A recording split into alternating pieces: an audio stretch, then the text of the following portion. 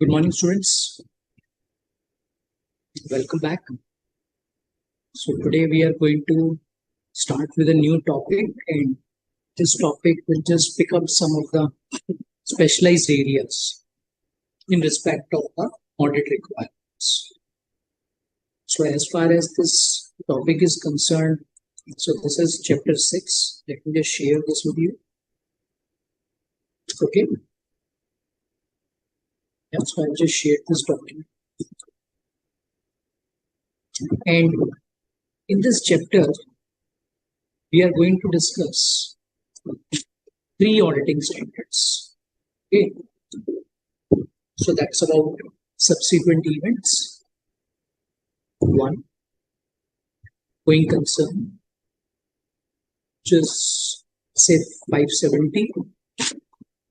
Very important topic, and considering the environment that we have today in respect of some of the companies that you look at, a very critical area on the part of auditor to be assessed.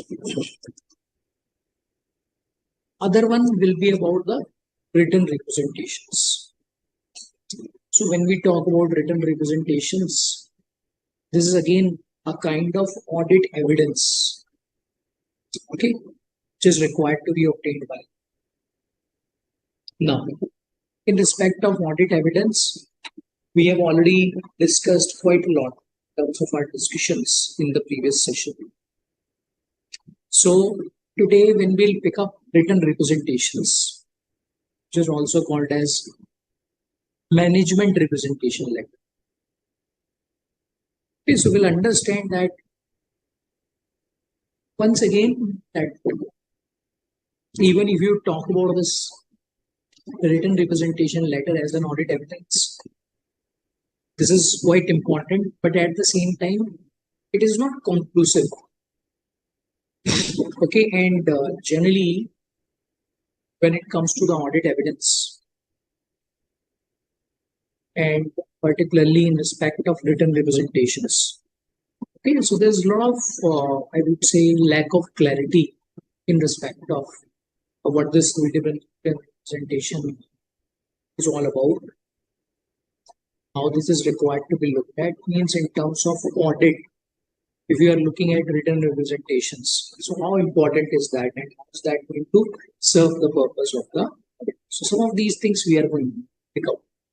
Okay, so I'll start my discussion with essay 560, which talks about subsequent events. Yeah.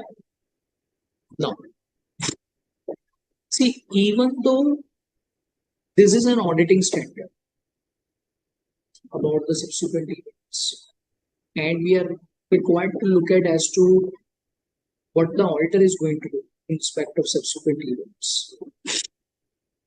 But there are a lot of aspects in relation to subsequent events from the management perspective. Okay.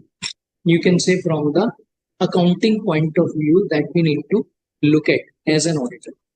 So let me just do one thing. Let me just get on to that perspective of the management first of all. Okay, wherein we'll try to understand as to what are the accounting requirements, okay, which are nothing but the management will have to follow. And with the help of that, we'll also try to understand as to what the auditor is required. Now, what is a subsequent event? So we are talking about those events which will occur after the balance sheet date. And in respect of those subsequent events, what is it that the auditor is required to do? What are going to be his audit procedures? Okay, so some of those aspects we are now required to look at, right? So let us just quickly look at the accounting requirements. I'm sure you will be familiar with that, but that is again important for the purposes of our discussion.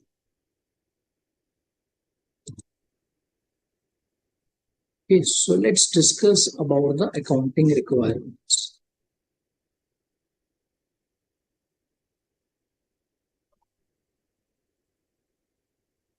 Now, what is a subsequent event? Let's suppose we have this financial year.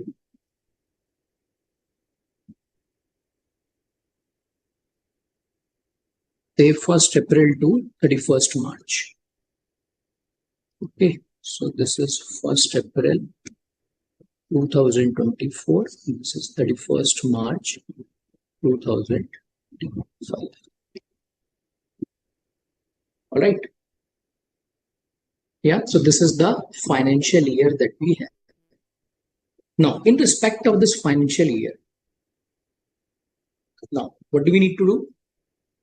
We need to check what is the subsequent event. So as we discussed, any event, any transaction which takes place after the balance sheet date. So what is the balance sheet date? What is the reporting date? 31st March. Okay. So this is the reporting date. Correct.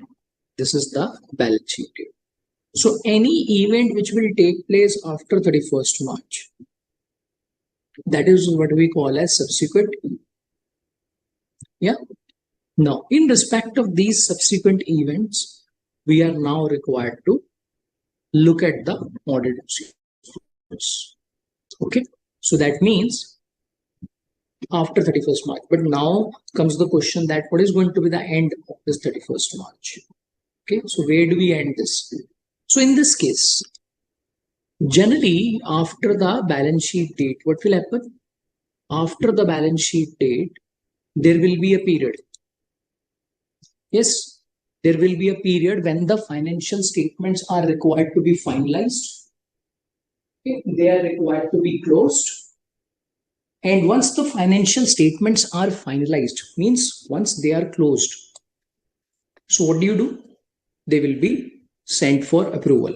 Of course, finalized, then the audit will take place. Okay, so let's suppose management has kept a plan. So what is the deadline? Let's suppose they have kept, say, 31st May 2025. Right? Now, this is the date by when the financial statements are required to be finalized. Finalized means when they will be finalized, audited, and they will also be sent for the board approval. Means they will be authorized for issue. Yeah. So you can say this is the date when they will be authorized for issue. They will be signed off, right? So that's the date that we have, 31st May. Okay. Then of course, there can be a period which is arising after 31st May. Now, see, if you look at the accounting requirements, so if you go back to the accounting standards, because as an auditor, you need to check what is the accounting which the company needs to do. Okay, so therein any transaction which will take place during this period. Yeah, means from 31st March to 31st May. So for those transactions, you are required to check whether these transactions events are adjusting events or not. Correct? Whether these are adjusting or non-adjusting events. So that is what you check in accounting.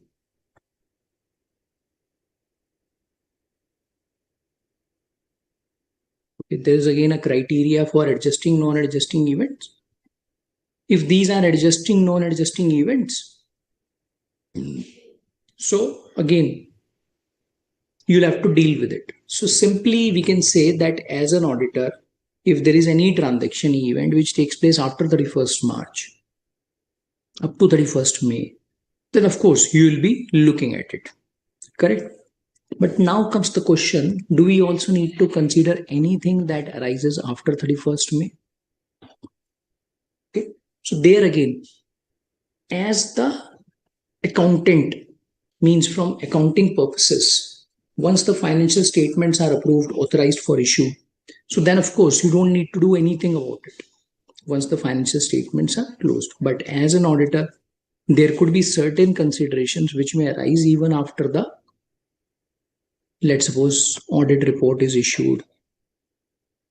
Okay, so which the auditor is required to look at. So how will he deal with that? What are going to be the considerations around it? So all of those things we are now going to discuss. Okay, so now let us first of all start with this understanding of adjusting non-adjusting events. Okay, quickly. So if you can just help me understand what are these adjusting non-adjusting events, what do you do with that as an accountant, because that is what you are also required to look at as an auditor. Over to you. So what do you do in respect of these adjusting non-adjusting events? Quickly.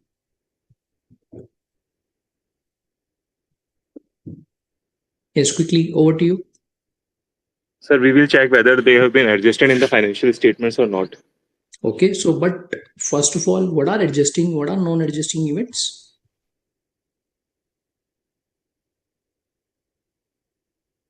Adjusting events are those events which the condition is presented on the reporting date and which occurs after the balance sheet date. Okay, and what are non-adjusting events? Non-adjusting events like the fire in the godown, because the fire occurs after the balance sheet date and there is no condition presented on the balance sheet date. Okay, very good. So now, as far as the adjusting or non-adjusting events are concerned, we just looked at that in terms of both of these conditions, or you can just simply say that this time period is what we are looking at. Okay, now as far as that time period is concerned, auditor will definitely be required to consider that. Okay, there's absolutely no doubt about it. And in respect of those conditions, in respect of those events, transactions which take place between the balance sheet date up to the date the financial statements are authorized for issue, they are definitely the ones which the auditor will have to consider. Okay, how will he deal with it? He will deal with it as per the requirements of the accounting standards. Adjusting events need to be adjusted, means accounted for in the reporting year itself. So in our example, that will be 24-25. Non-adjusting events, they will not be adjusted in the reporting year. Only a disclosure for that will be given. Okay. Now, so that's about some of the events which will occur up to the financial statements are authorized for issue. Okay. Now, events occurring between date of financial statements and date of auditor's report. See, generally these two dates align. Okay, generally these two dates align. But if let's suppose there is some time gap, so what do you do? What do you do as an auditor? Now, in such a case, the auditor shall perform audit procedures to ensure that all such events have been identified. Obviously. So that means even that period will have to be covered by the auditor. Okay. Any sort of such event, because till the time the audit report is not issued, auditor will have to keep considering that. And if such event is something which is material, okay, which he believes could have impact on the report in terms of the outcome, okay, as against the report which the auditor would have planned otherwise, then of course auditor may require the management to maybe sort of make the changes in the financial statements. Okay, so we can say that anything which arises up to the date of auditor's report, of course auditor will have to consider that. Now you may have questions that does it mean that the auditor will have to audit not only 24-25 but also a part of 25-26? Answer is yes, to a certain extent. So we are not talking about complete audit, we are talking about performing certain procedures on the transactions events of the subsequent period also, but in a limited manner, not a full-blown audit, what he will do for 24-25. Okay, next. Now, if there is anything which arises after the date of auditor's report, but before the financial statements are issued, okay, let's suppose if they have to go out some authorities, okay, now audit report is issued, financial statements are, all of these are getting finalized. Now, in this case, once again, if there is anything which has come to the knowledge of the auditor, so what will he do? He will, of course, discuss that with the management. Okay, on the basis of his assessment as to whether it will require any sort of changes in the financial statements or not. He will also have to discuss the same with TCWG because this is going to be a critical matter. Okay, if the management amends the financial statements, so the auditor will also have to perform additional procedures in respect of such event. Thereby, any of the outcomes are possible in his audit report. Any means it's not necessary that now the audit report will be similar to the one which he has already issued. Okay, first of all. Next, if the audit report has already been provided, which is the case that we are discussing, then somewhere in his audit report, he'll have to specify. Okay, he'll have to give a reference that now the users need to look at the amended report, means the revised report, not the previous one. Okay, so that the users should not get confused. Next, if let's suppose there is anything which comes to the knowledge of the auditor after the financial statements have also been issued. Now, in this case, here again, depending on the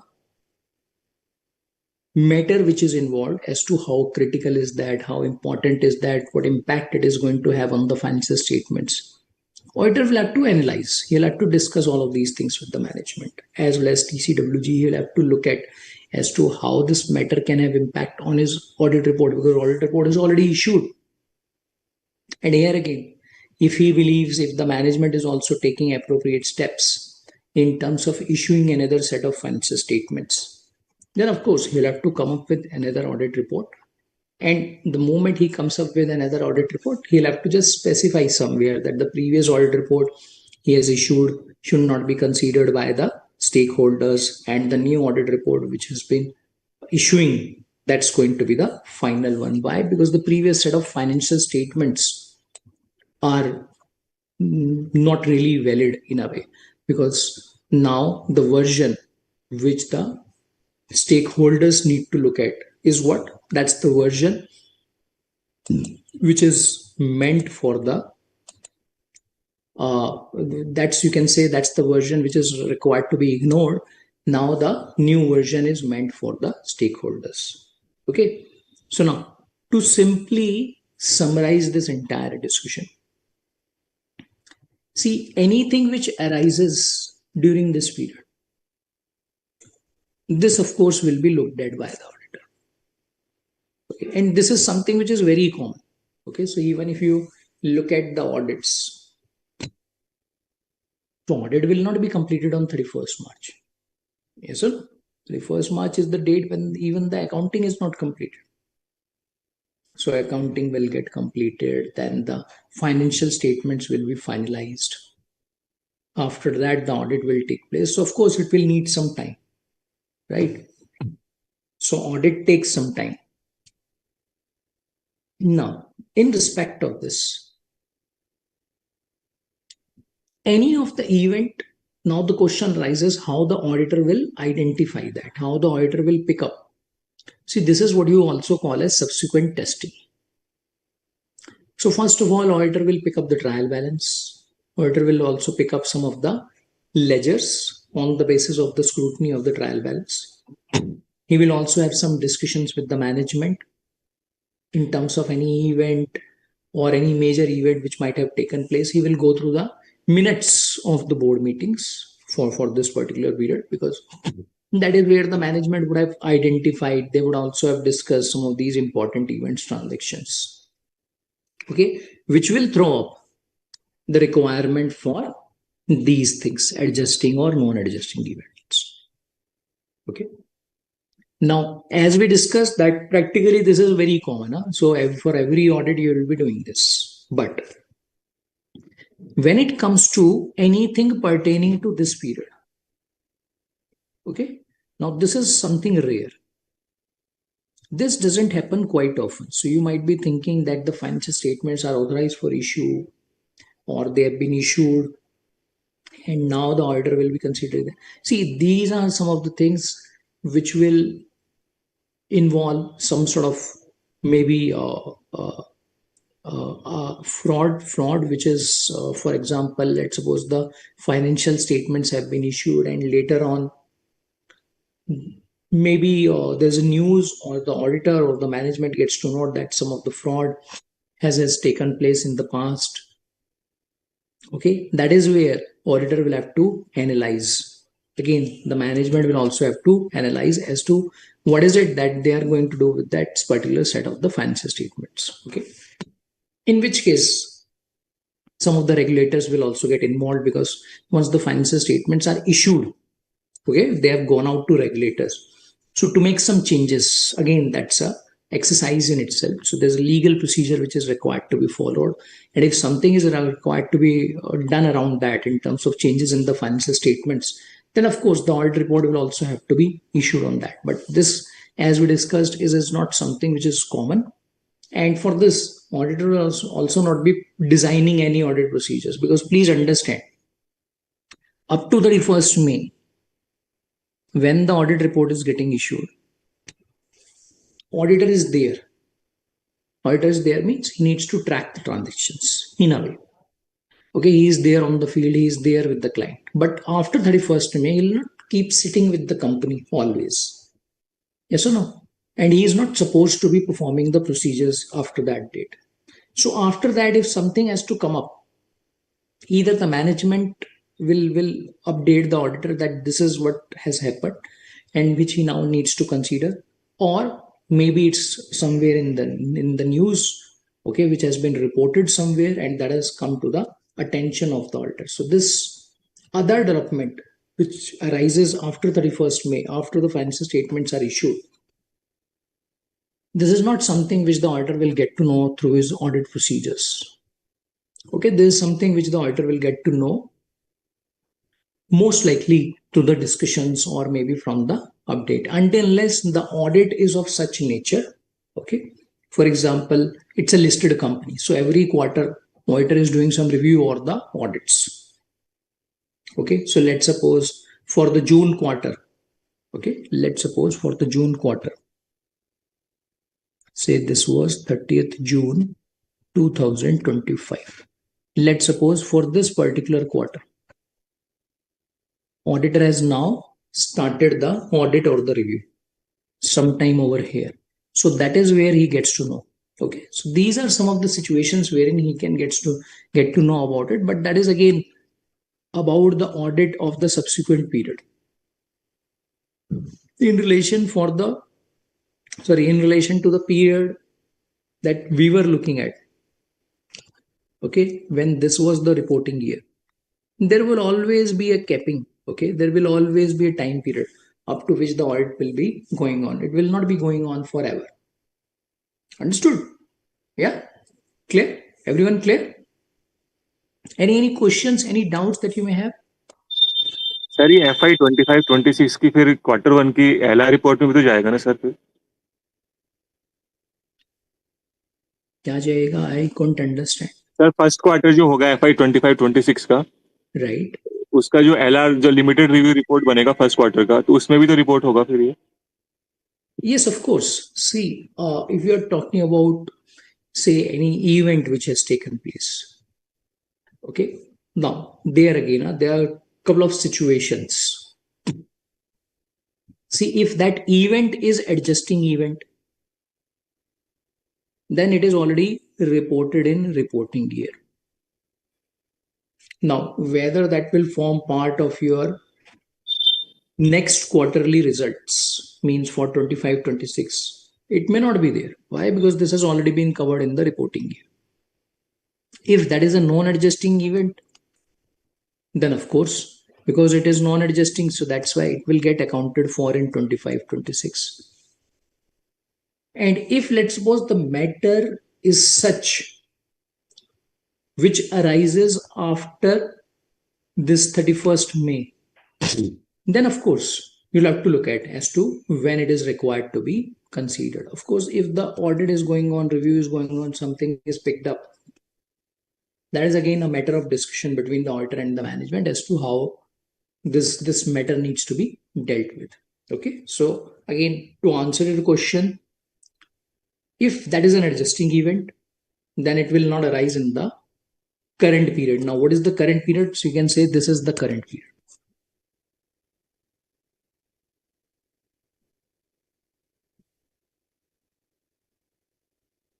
Okay, and this is the reporting period.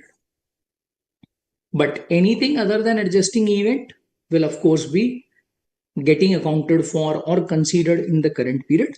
So that is where it will get into the 25-26. Okay. Sir, how to date, sir? The new report issued after the audit, sir. Means Sorry, your voice is not clear, Ravi. Okay, sir. I am writing, sir. Okay. Right. In the meantime, if there is any other query, any other questions. So Ravi has a query. He's just writing that. Anyone else? Any questions? Authorized the issue date is 31st of May. So, sir, the date is the approval date of financial statement or the date of audit report?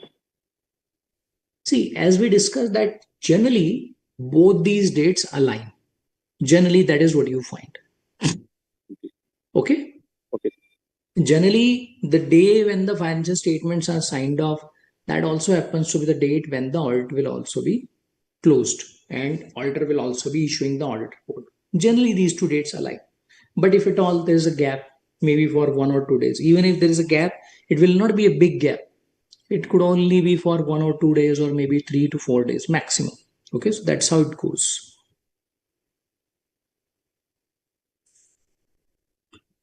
So if event happened after 31st May 2024, then Right. what about that event? And if it should be adjusted, then what auditor will do?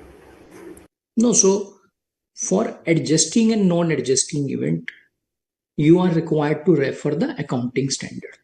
Okay, so you can say in a way, first of all, as an auditor, what do? You are referring to the accounting standard. So when you go to the accounting standard, so accounting standard has got a capping, means accounting standard is only dealing with the period up to 31st May, right? So if there is any transaction which arises after 31st May, accounting standard is not dealing with that. Okay. If the accounting standard is not dealing with that, what does it mean? That if you go by that accounting standard, you check whether it is adjusting, non-adjusting event, then of course it's only there up to 31st May. So after 31st May, the transactions that you get, the events that you have, you will have to analyze. Of course, you'll draw inference from this accounting standard only. And as we discussed that generally any of these events which will occur after 31st May, which could be of importance to the auditor and the management, will always be those events, okay, wherein the fraud has taken place, generally, whether it's in the nature of financial reporting, okay, some of these types of fraudulent activities when those are discovered. So that is when it gets highlighted, it's required to be looked at by the management. Okay, so that's what happens, and that's what the auditor and the management will have to consider. Clear? Yes, sir.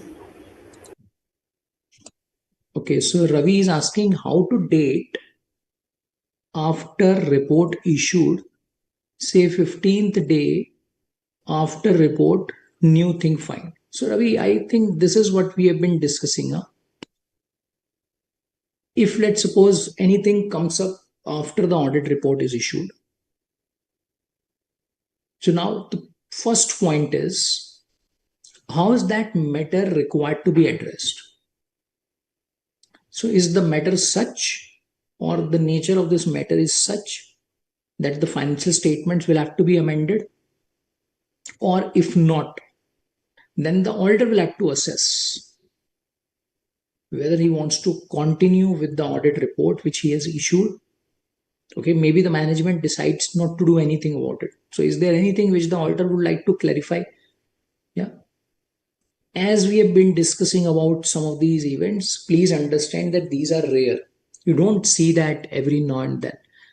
Okay, so every year you will not have a lot of such types of events, a lot of such type of cases. Okay, for example, if you go back in time, so when this fraud about ILFS was discovered, so what had happened? Their financial statements got reopened. So if you look at the provisions of the Companies Act, it requires that the financial statements will have to be reopened, will have to revise. Yeah. Why? Because there was a fraud in that. So now these are some of one-off events which are rare. So they don't happen or they do not occur on a recurring basis every now and then.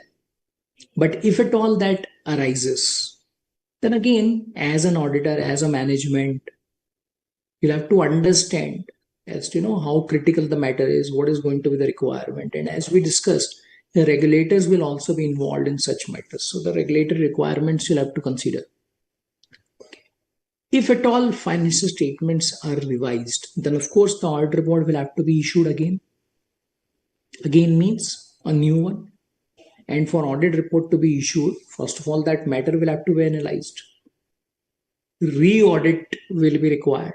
Why? Because in the light of that development, auditor will have to perform the procedures, and it's not that he'll only be performing the procedures only on that event. That event may require the auditor to sort of rehash his audit strategy in a complete manner. And generally, this is what is done. Generally, you'll have another audit taking place when such of these types of events will take place. And after that, of course, the new audit report will be issued. Yeah, so that's how this process goes. This has happened in the past, but as I told you, this is not something you'll see every now and then taking place. This is rare. Clear? Ravi, clear on this? Yes, sir. All right. Any more questions?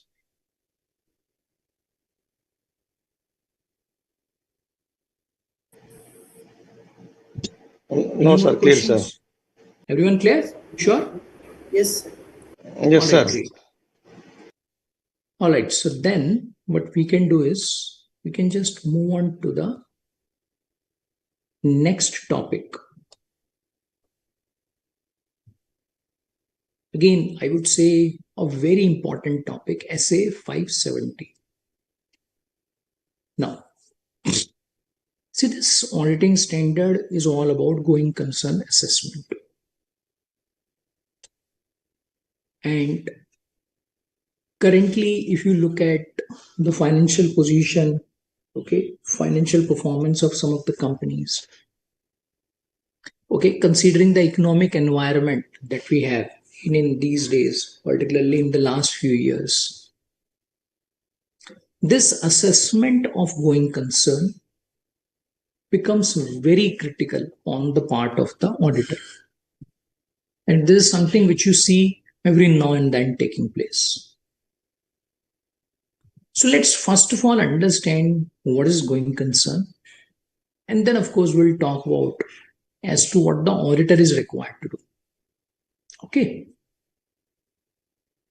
All right. So I think you can start with this. If you can just help me understand what is this going concern.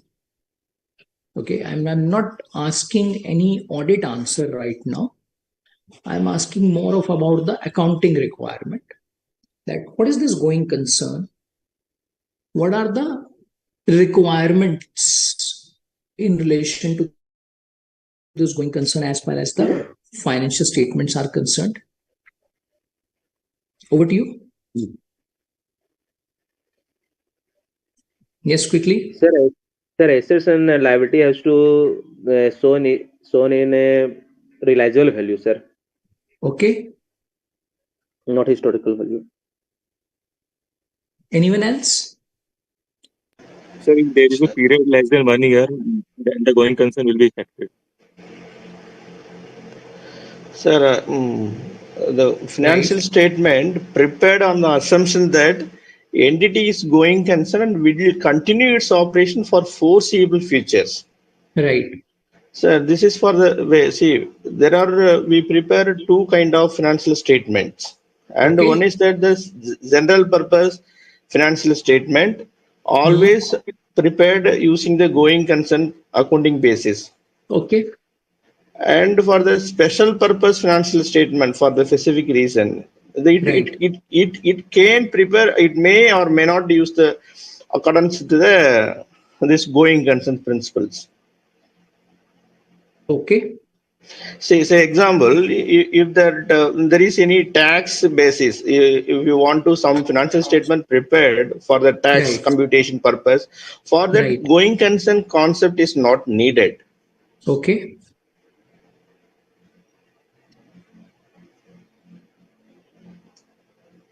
Anyone else? So let's talk about this going concern, right? So now, what is this going concern? Let's take an example again. Say, again, our reporting year is 24-25. So this is 31st March 2025. Okay. This is 1st April 2024. Now, going concern, you can say, is a fundamental accounting assumption. Please understand, accounting assumption means when the accounts are prepared, or you can say when the financial statements are prepared, it's always assumed that company will be a going concern. Now, what is the meaning of going concern? Going concern means company will continue to operate. So that's the meaning of going concern. Now, as far as this understanding of company will continue to operate, we need to find out. Now, again, we are looking at it from the management's perspective, not the auditor. That in the foreseeable future means, of course, we are now talking about this period, means after 31st March, company will continue to operate. But the question arises, what is going to be this foreseeable future? Okay, so the standard says it has to be at least 12 months. At least 12 months have to be there. Okay, so that means our expectation is not that company will shut down its business on 31st March 2026. No. But up to 31st March 2026, at least for this much period, visibility has to be there. Okay, this is the bare minimum requirement. That on 31st March 2025, management should have a visibility up to 31st March 2026 as a bare minimum requirement. Okay, that's the bare minimum requirement. Yeah. In this case, what do you do? In this case, management will have to assess its liquidity, its cash flows, means whether this company will be able to survive, operate or not. So to operate or to survive doesn't mean the company has to be profit making. No. So company may continue to operate in losses. So please don't get misunderstood that continue to operate means company should be generating profits. No, that's not the expectation. Only expectation is company has to survive. Okay. If the company is able to do that, means if the company can justify that yes, it will be able to continue to operate at least till 31st March 2026. In that case, what do you say? Going concern assumption is appropriate.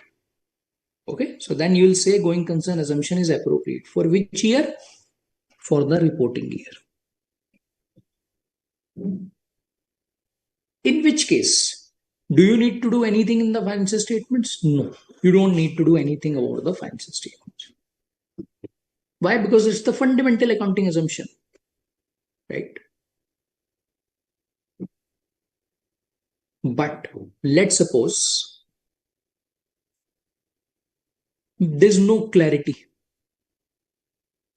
as to whether the company will be continuing to operate for at least 12 months. In that case, what is going to happen? Maybe somewhere over here, company will be shut down, it will be liquidated. Yes or no? So anything can happen. Now, in this case, when the going concern assumption is not appropriate, that becomes a situation when your going concern assumption is not appropriate. So what does the standard require? Standard requires that on the reporting date itself, you should not wait for this closure of business or for shutting down of business or for liquidation of the company. On 31st March 2025 itself, you should assume as if the company is going to get liquidated. And if the company were to get liquidated, then what do? You will prepare the financial statements on liquidation basis. So currently the financial statements that the management prepares. So what do?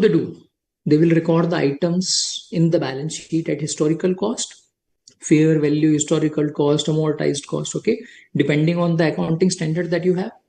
But now, what is going to be the implication? Now the balance sheet is going to change. Now the balance sheet will not be appearing at historical cost. Now that will be appearing on liquidation basis, means all the assets, all the liabilities will have to bring down to their realizable value. Okay, so that's the implication. So we have talked about two situations. Going concern assumption is appropriate or not appropriate. So what do you do in both the assumptions? Okay. Now comes the second point. See, when the going concern assumption is appropriate or not appropriate, in both the cases, as an auditor, no, management perspective is gone. Okay. So as an auditor, what do you need to check? You need to check the same thing. So whenever auditor will be auditing the financial statements, auditor will have to consider this requirement.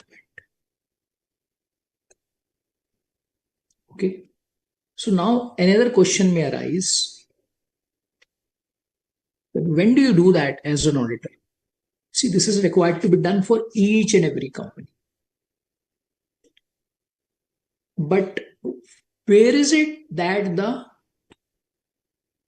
assessment of this going concern becomes more important? For the companies which have got losses, which have got accumulated losses. They have been running into losses year on year. They have got liquidity constraints.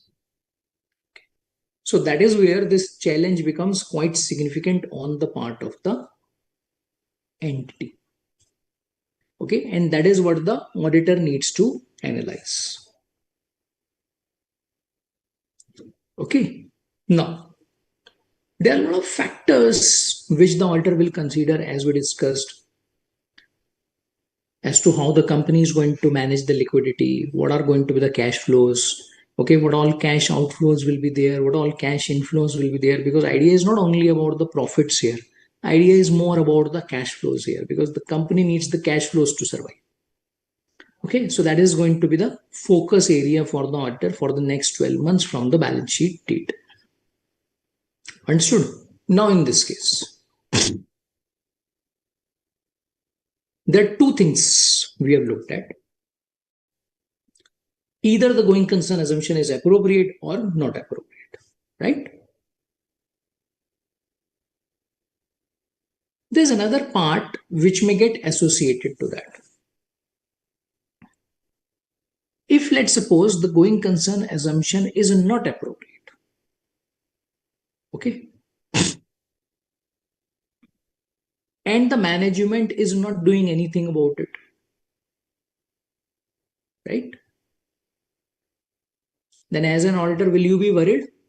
Answer is yes. Why? Because you are saying going concern assumption is not appropriate, but management has not done anything in the financial statements. So can you tell me as an auditor, what could be the reporting implications in such a case? Sir, auditors will express an adverse opinion in this case when that going concern basics of accounting is inappropriate. He will give the adverse opinion. But why do you simply jump on to adverse opinion? So I think you are not talking about modification. You are just straight away going to adverse. Adverse is a very specific case, huh? Because modification, you would have said that I'm not sure whether qualification will arise, disclaimer will arise, adverse will arise. So I think you are very clear that it has to be adverse. So can you tell me why adverse?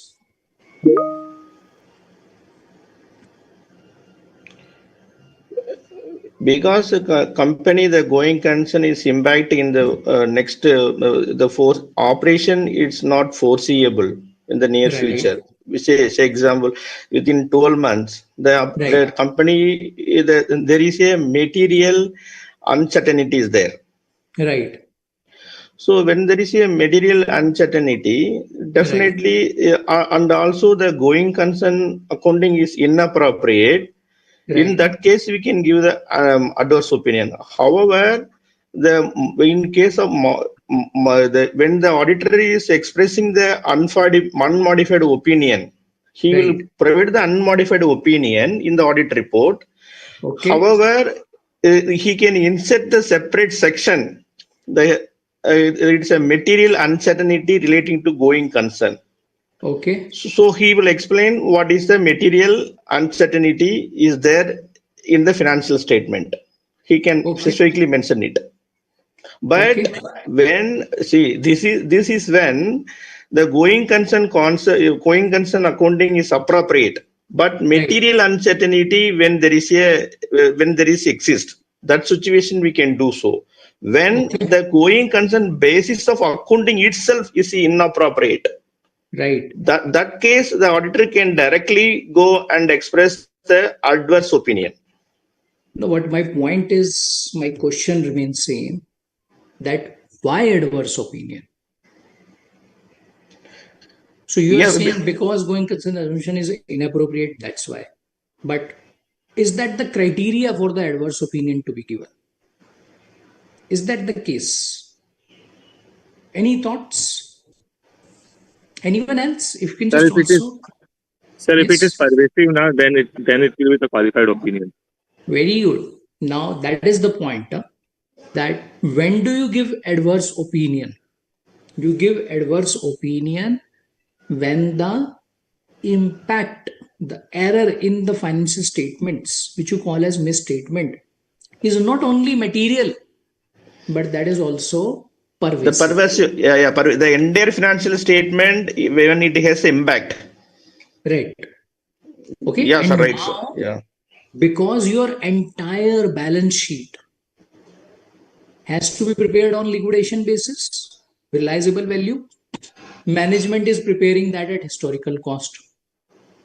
So your entire balance sheet is gone for a toss. Your P&L is getting impacted due to that. So that's why you will say the impact is pervasive. And that's why where do you go? Adverse opinion. Adverse opinion. Clear? Yes, sir. Okay, now this is one aspect about the going concern assumption, okay, wherein you assess that this going concern assumption is not appropriate, so that's why you end up issuing an adverse opinion if there is a sort of difference on opinion with the management. So management wants to do something else and you have a different thought process as an auditor. But let's go back to the first situation that we had, wherein we are saying that the going concern assumption is appropriate. Okay, so as far as the going concern assumption is there, it's appropriate, so there's no problem. Okay, so the company can continue to operate for next 12 months, right? Now in this case, considering the nature, considering the situations, considering the problems which the entity might be facing, we may have some reporting implications. So let's talk about it. Now this is what you very popularly call as MUGC para in the auditor's report. Material uncertainty related to going concern. Okay, so let's discuss that. Now what is that?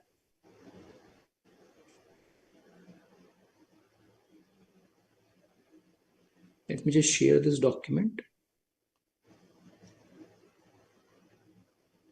Okay, so now let's suppose going concern assumption is appropriate. If it was not appropriate, then we discussed we'll go with the adverse opinion. But if that is appropriate, but material uncertainty exists. Material uncertainty means company is facing challenges. You see the company running into losses. You see the liquidity constraints. Okay, so there are a lot of problems.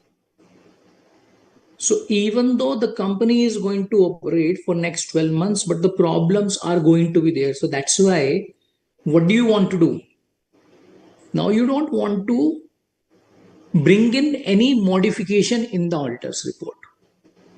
Why? Because as far as the financial statements are concerned, their accounting is correct. Okay, because the going concern assumption is appropriate.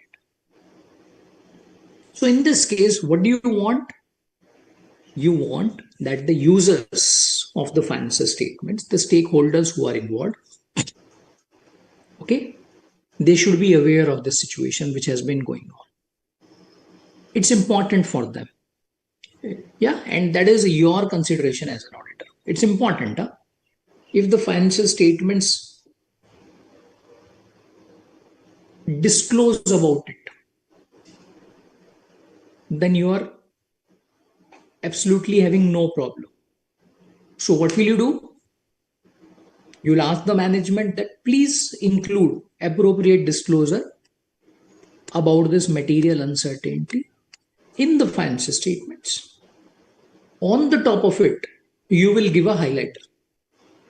Okay, highlighter means similar to what is there in case of EUM. So you will not modify, you will just include a para in your auditor's report wherein you will highlight that disclosure by the management. Okay, because what is your objective? Your objective is that the stakeholders should get to know about it. And you will also clarify that this is not a modification. Okay. But what if the management refrains? What if the management doesn't give disclosure or doesn't want to give appropriate disclosure which you believe is essential?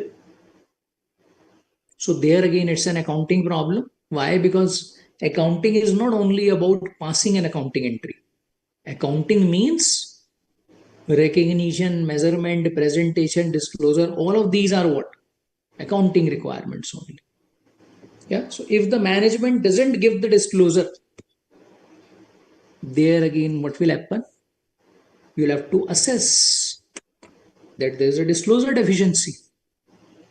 In the financial statements, if there is a disclosure deficiency, then once again, as an auditor, what do? You'll have to evaluate what is the impact of that disclosure deficiency.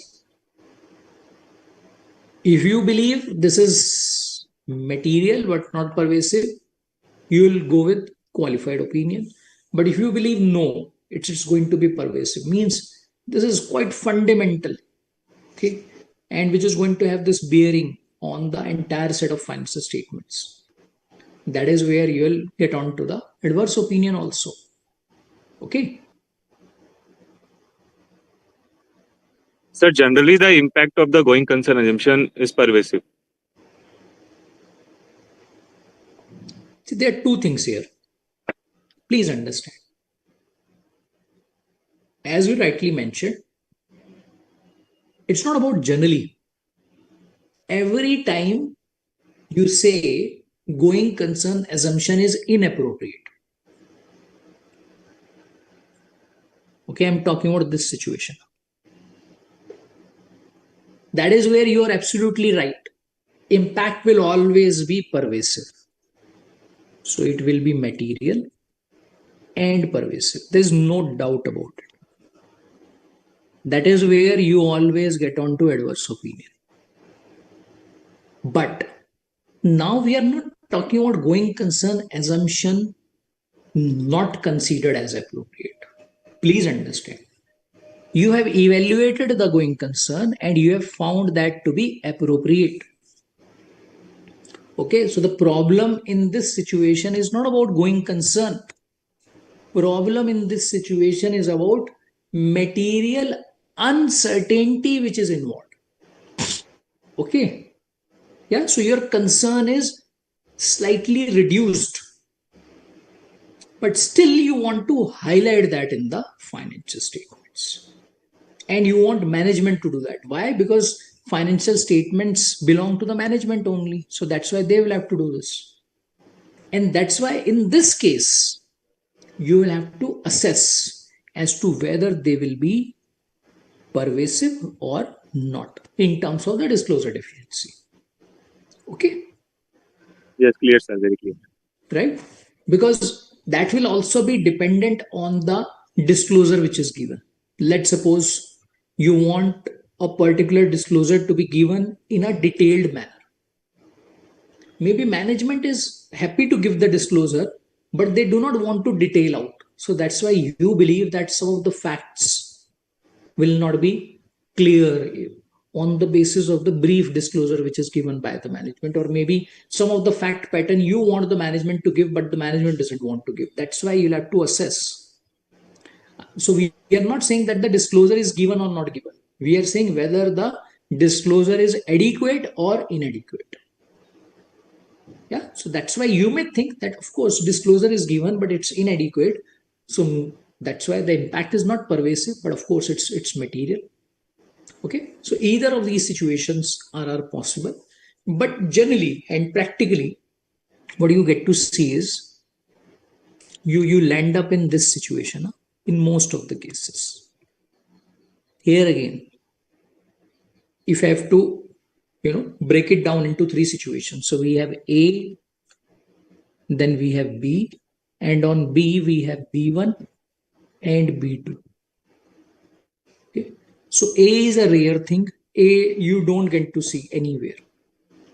B2 is again not found generally, because the management will generally be convinced on giving the disclosures. That's why generally and practically what you find in most of the companies is B1. Okay, so this is what you generally find. A and B2 you will not get to see. I'm not saying that it's not possible, but of course wherever you find that, it will be rare. Clear? Everyone clear? Any questions, any doubts? See, this standard is very important. And please understand as to why it is important. Because see, some of the things become important. Why? Because of their practical application. It's not about theory that maybe a particular topic is difficult to read, it's too technical to read, so that's why it becomes important. I would say this topic is quite important because practically its application is huge, and practically this is very important on the part of auditors of the financial statements. And as we discussed that the current economic environment which has been going on, some of the companies that you get to see these days, okay, over the last few years, okay, there are a lot of things which is around the assessment of material uncertainty, okay, around their financial position, about their financial performance, which has been going bad. So that's why practically this standard becomes very, very important. Okay, and you get to see the application of this quite a lot. With this IBC laws which are in place, the companies which are running into, sort of insolvency, they're getting into IBC or getting into NCLT. All of these developments, they are around some of these types of situations only, and that's what make this auditing standard all the more important. Okay, clear? Sir, Yes, sir. Please. Yes. Yes. sir, if management is not making assessment, then it will be a limitation of scope or other things, sir. No, what type of assessment? Going concern assumption assessment, sir. See, if the management is not doing that, then of course, as an auditor, you will not be getting any document from the management side, because you'll ask the management, where is your evaluation? They will say, we don't have anything. Correct. So that's what you will get to see. So in a way, you can say that you will not have the information to audit. Correct. So that is about the information not being made available to the auditor. So that's what you'll have to call it as. Means the information is not provided. Okay.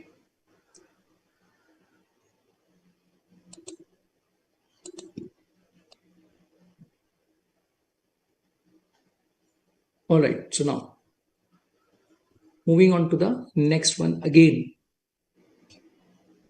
See, when it comes to this auditing standard on management representation letter, which is very popularly called as MRL or rep letter.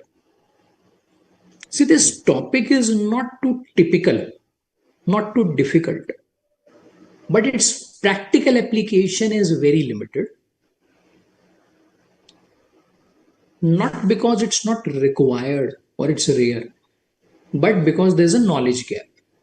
So that's what has been observed in most of the cases.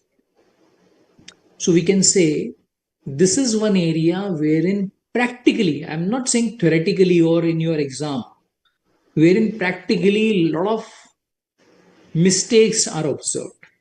Okay. Yeah. So when it comes to the audit files, because this standard is all about, in a way, a document. That document also becomes the audit evidence. Right. So let's try to understand about the rep letter. Now, what is a rep letter?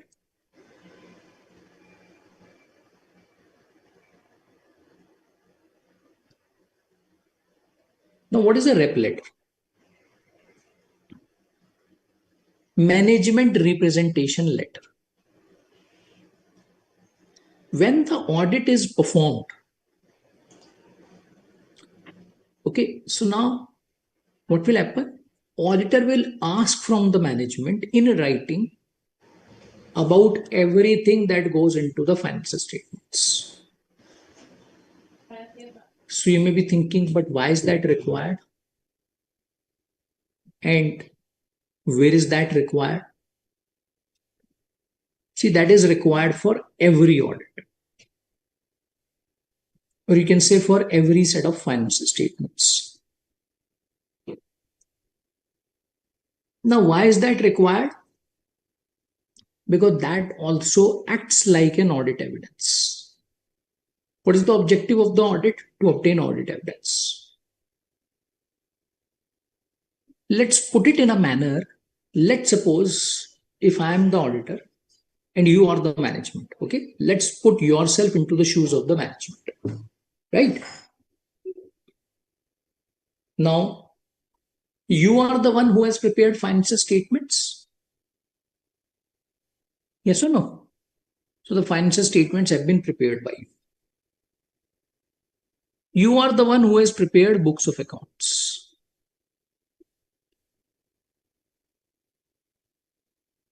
These financial statements, books of accounts, these are prepared by you. I've been called upon to audit, and I've been asked to audit these books of accounts or the financial statements. Correct? Anything which goes into the books of accounts or the financial statements, I do not have any knowledge of that. Who has the knowledge? Management has got the knowledge. As an auditor, what was my role?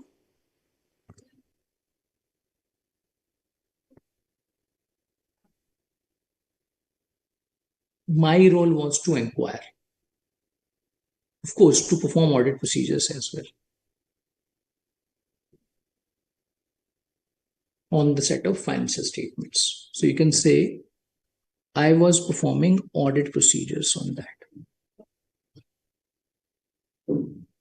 And as an auditor, I'll always have limitations in terms of performing these audit procedures.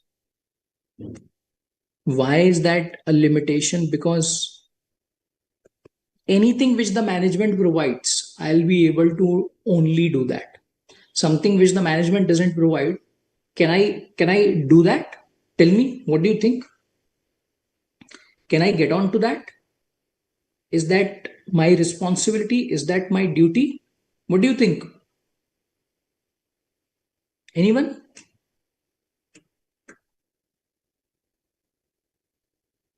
Quickly, over to you. Any thoughts? Over to you. Any thoughts? As an auditor, can I get on the management doesn't provide? Will I get to know about it?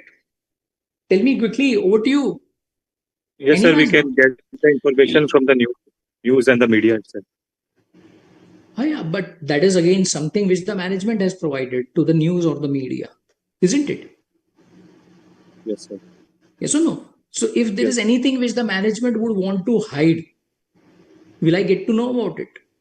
During the audit, we will get to know all these things, sir. And But of during course, see, anything during the audit, when you audit, whether you are asking for information, whether you are asking questions, all of these things you will get only if the management provides, or you will just obtain on your own. Are you involved in any sort of investigation? Tell me. Tell me. No, sir. No, sir, no investigation. So that means anything which the management provides. So this has to be the flow. Huh? Correct? Now, let's suppose, now generally there's one point with which we can just associate this. Now, on the top of these audit procedures, now what does the auditor want? Auditor wants that after performing the audit procedures, management should also provide in writing a letter to the auditor. Okay, so this is what the auditor wants. So he has done everything which was required. And after that, he's asking the management that please give me in writing. So what is MRL? MRL is a letter which the management will write on its letterhead to the auditor. So it will be addressed to the auditor. And in that letter, what do they write? They will write everything about the financial statements. That we have provided you a set of financial statements for the period, which comprises of balance sheet, P&L, all the components, various accounting policies which they would have included, okay, various accounting principles which they would have considered, accounting judgments which they have applied, okay, all sort of things they will include in that particular document. So that's what you call as management representation letter. Now the question arises, what is the relevance? Why is this required? So now let's try to understand that with the help of a situation. Let's suppose you are talking to a person and you are asking few questions. Why? Because you are supposed to obtain the replies. Okay, and that person has responded to you. So you asked 20 questions, he has responded to you. Now what has happened? That all of these questions, answers you have written down. Okay, you have written down all the questions and the replies of that person you have written down. Now, see, that person was very quick in responding to the queries. Means he did not hesitate. The questions were asked, he was also answering that. So as far as the replies were concerned, it was not difficult for you to obtain the replies from that person. Okay. Now what do you want? Now once the replies are obtained, you have put that in the form of a document in writing. Now you give this document to that person that please sign this. Why? Because you want that person to confirm, give in writing that these were your responses. So tell me one thing, that will that person sign that document immediately if you were that person, or will you not go back and recheck as to what is written? You will now take your time. So I'm not saying that that person will not be signing that document, will be hesitant to sign. No, I'm saying if that person were to sign that document, he will take his time, he will just ensure that everything which is there in the document is correct. Do you think so or not? Will that happen or not? Yes, sir. Yes or no? Tell me quickly, everyone. Yes or no? Yes, sir. Yes, sir. Now, same is the purpose of MRL. Now, in this MRL, what are you trying to do? After your complete audit, you are taking in writing from the management everything which goes into this set of the financial statements, which is there in respect of the books of accounts. And that is what you call as management representation letter. So it's a letter which the management will write to the auditor. Understood? What is management representation letter? Now, in this case, as we discussed, there are a couple of, in fact, there are a lot of challenges which are involved. First, there could be a question that if the auditor has already performed the procedures, why there is a need for this letter? I think we have just discussed that. Okay, why there was a need for this letter. Second question, that in some of the cases, for example, let's suppose during the year you were checking inventory valuation and some of the details, some of the documents were not available with the accountant. So what did the accountant say? Accountant said that no problem. Okay, you take my words that this working is correct, and I'll give you this about this understanding in writing. Don't worry, I'll give you the representation.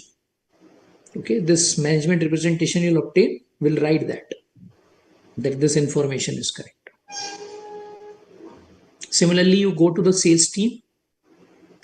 Okay, there are some queries that you have in terms of sales for some of the documents you require, which is not available, and the sales guide tells you that don't worry, I will give you the representation for that.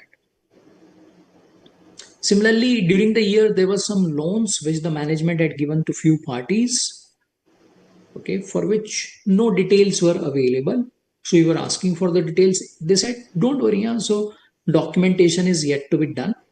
But as regards your audit procedures, we understand that you have some audit requirements. So don't worry, we'll give this to you in writing. In the management representation letter, we'll give this in writing to you, okay, about any of the questions that you have around the loans. Now in this case, please understand, management representation letter was actually a top-up. After performing all the audit procedures, what did you want as an auditor? You wanted to validate or take in writing from the management. But in these three examples that we have discussed, wherein you have not received the information from the management, but the management is ready to provide that information in the form of representation letter to you. So do you think that will be appropriate on the part of the auditor? Tell me. In such a case, do you think it will be okay? It will be good enough on the part of the auditor to obtain such documents? The auditor should cross-check. So what do you mean by cross-check? Cross-check with the books of accounts which the auditor is auditing. Okay, whether the management representation letter which the management has provided are saying the same thing which is there in the books of accounts. No, so books of accounts you had. So if you go back to my example that I discussed, for the sales, there were some queries. So you picked up the sales ledger, you had the trial balance. So that was books of accounts only, on which you had some queries. You went and met the sales guy. He was not able to provide some information. Now he is ready to provide that in the form of representation. Okay, similarly for loans, they are flowing from the books of accounts only. You get to know about that from the books of accounts only. So if you already have that in the books of accounts, okay, so that became the basis for your checking, for which the concerned person is saying that don't worry, I'll provide you the representation. Yeah, so what do you mean by tracing that to books of accounts? That is already traced to the books of accounts. Okay, so in this case, do you think it is appropriate on the part of the auditor?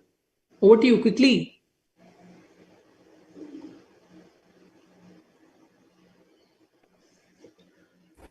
Tell me quickly. Sir, actually, when the written representation is received from the management, actually the written representation is clear that they provided all the relevant information, and as per the policies, the accounting policies, and as per the engagement agreement. See, the audit they provided, and also their written representation should confirm that all the transaction recorded and reflected in the financial statement.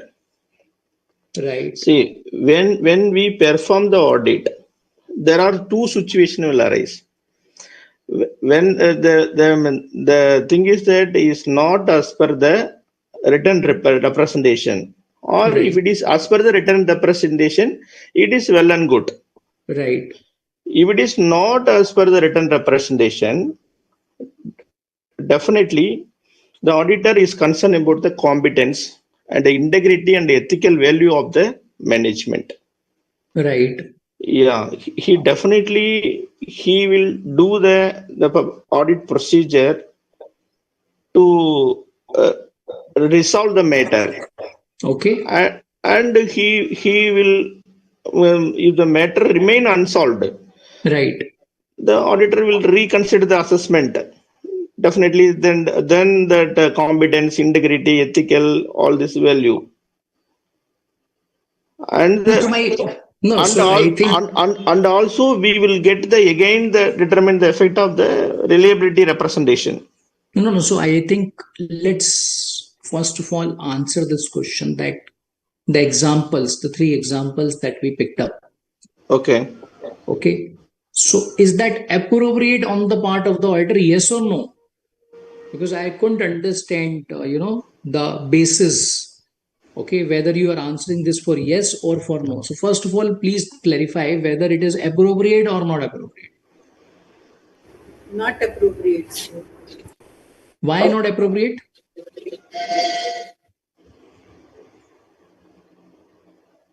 See, one of you don't give the conclusion, only explain. and the other one only give the conclusion, doesn't explain.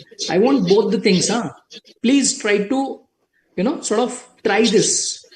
Okay, only one words, two words are not good enough. And please also understand that if you're giving the explanation, but your conclusion is missing, you are not giving a pointed response to the examiner. So let's suppose if I am the examiner, you are giving a lot of explanations. You are writing 20 paras, but that is of no use to me because I'm waiting for my answer. Okay, like the one which I think Swami was answering. Then I think you answered, but you didn't explain that. So in both the cases, there is a problem. Understood? Yeah. So that's a very, very important point for you to understand, for you to approach your solutions. Clear on this? Yes. Everyone clear? Yeah. So can you please, maybe attempt to include both the things in your solution now? Anyone who will do that? So in these three examples that I've discussed, can you tell me whether it is appropriate on the part of the auditor to do this or not, and why? Yes or no, and why? So because Over to you again. management letter is not sufficient, we have to give this report to shareholders and all also. So Okay. as a ethical means this auditor has to do his duty about society and all also. Okay. It is So, inappropriate because there is a laws and regulations are there. So right. while giving loan and all, and if there are no proper documents and all, so he has to verify deeply and ask about and take the reasons about that from appropriate authority, means those charged with governance and all. Yes, sir. He said only. No, so why it is not appropriate, I couldn't still understand.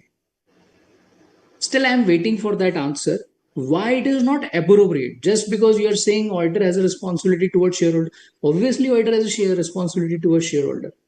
Okay. So that's why the audit is being performed. And that's why he is performing all of these procedures. But why it is not appropriate for the auditor to just, take these representations? So what is the rationale behind that? I think answer is there in front of you, and I'm very surprised because the answer is clearly available on the screen. As an auditor, now let's understand what are the two things you are required to do always.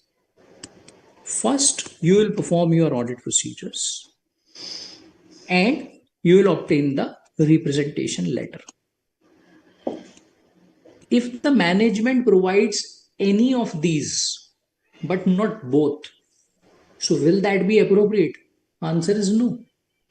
As an auditor, what do you want? You want both the things, audit procedures as well as the rep letter.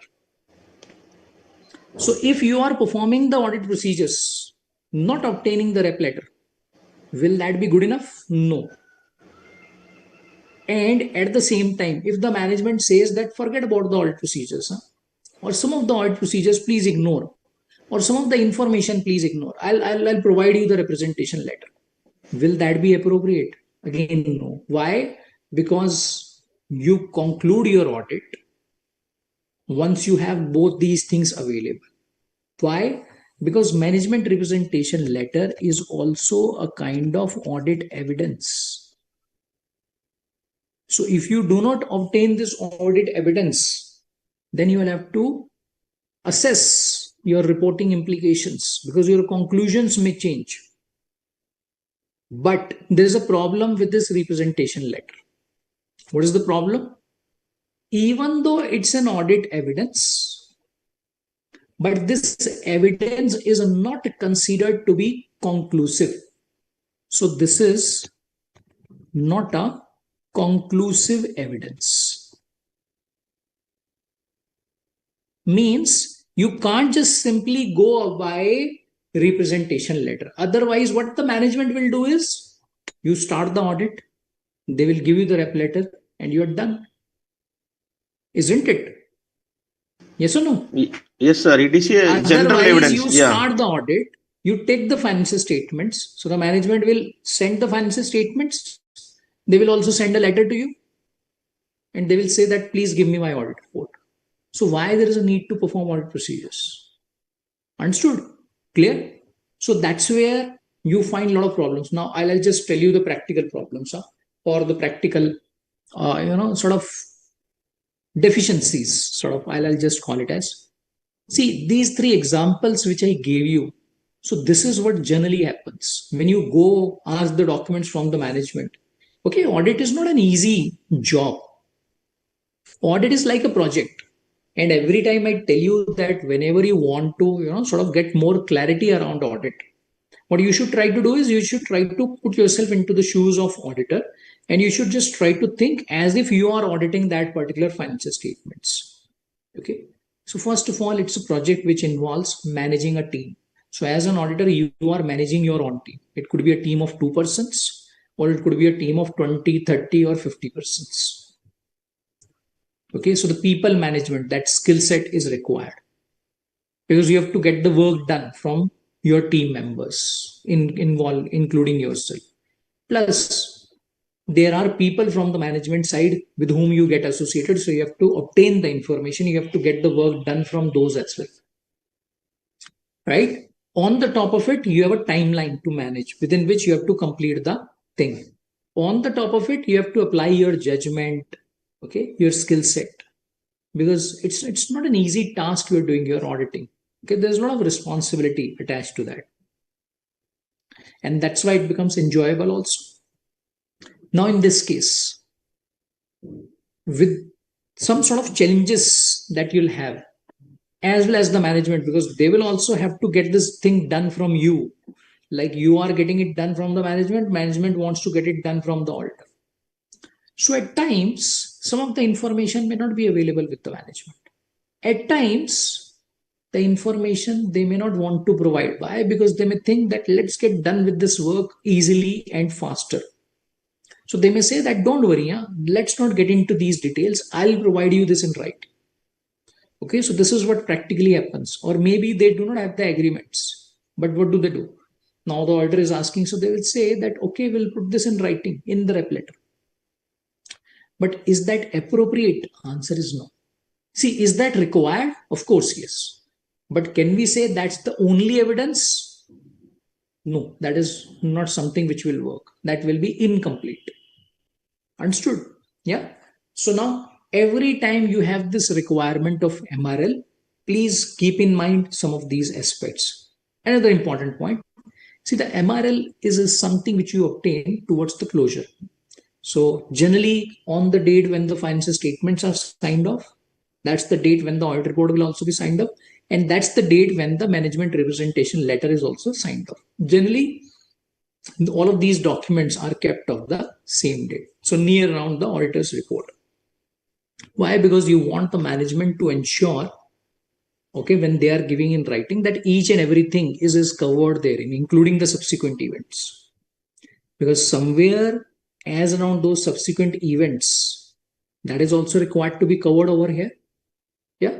And that is the responsibility of the management. Because eventually, anything which has to go into the financial statement has to come from the management side only. Yes or no? Clear? Everyone clear on this? Yes, sir. Any questions, any doubts if you have? Over to you. Then we'll start looking at questions.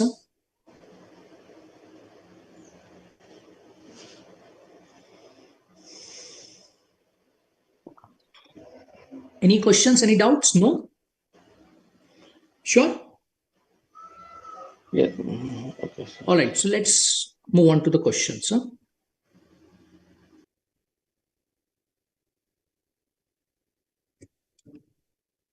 Just give me a minute.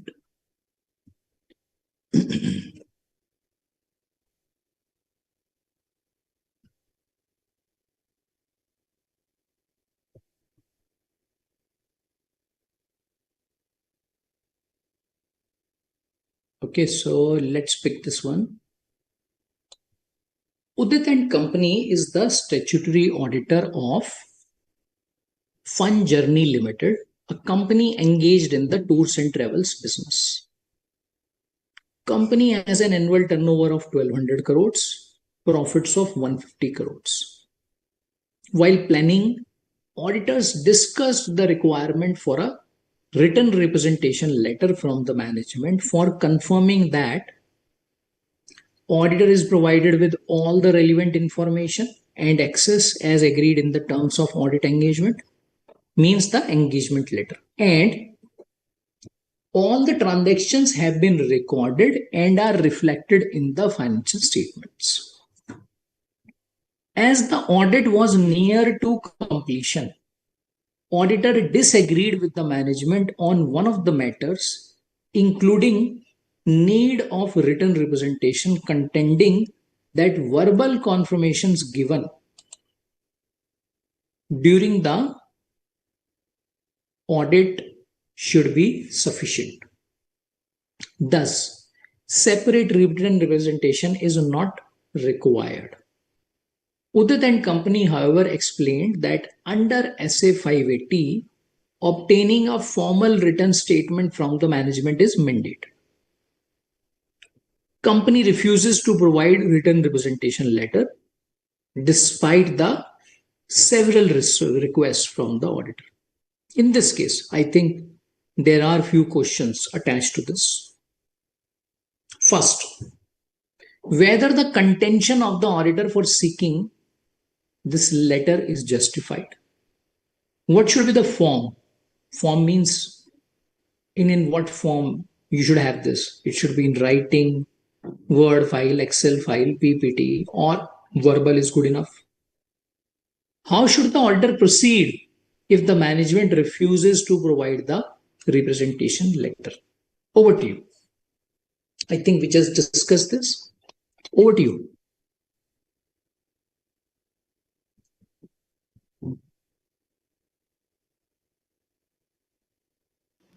So the auditor contention is right because the written representation should be in the written format. Okay, so you're saying contention is justified, it should be in writing. But what if the management refuses to provide? The management has to provide, otherwise we have to report. Sorry, your voice is not clear, it's breaking now. The management has to provide in writing. If we are not providing, then we have to report that matter to the PCW. Okay, so I could understand that the auditor will have to report otherwise to TCWG, but what if the TCWG refuses to provide?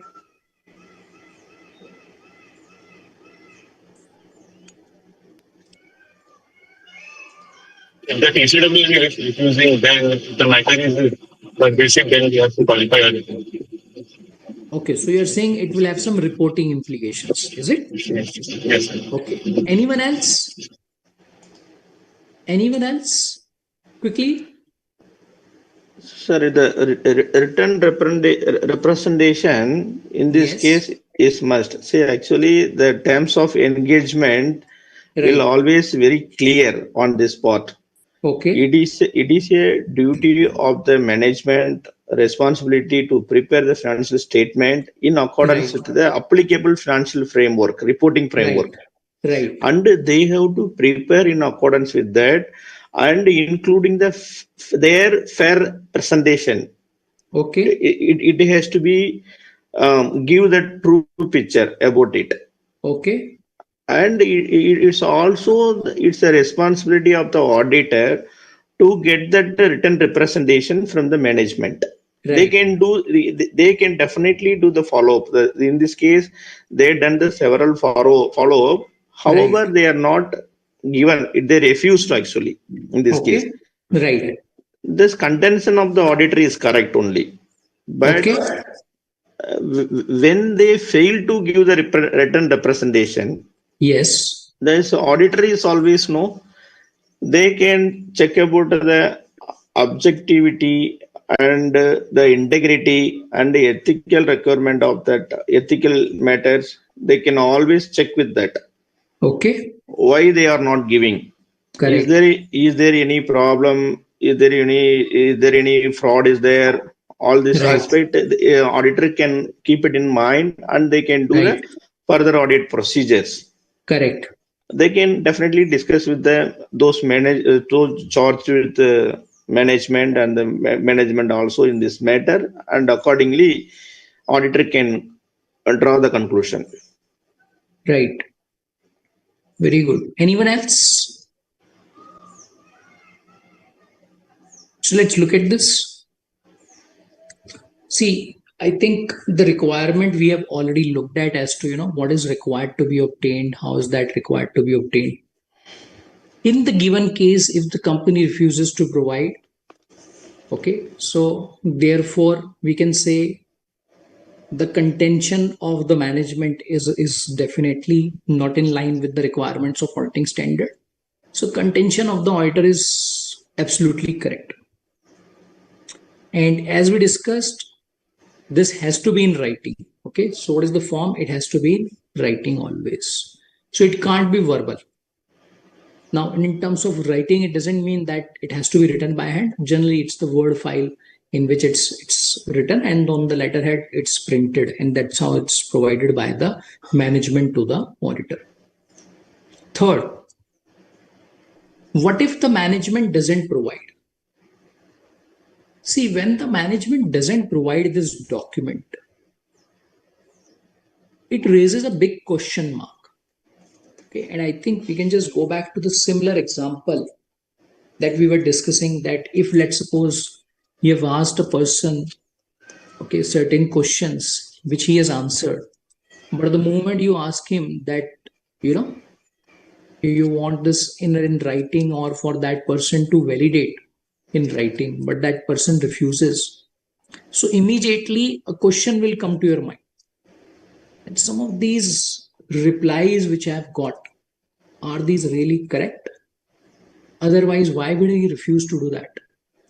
Okay, what is going to be a concern on his part?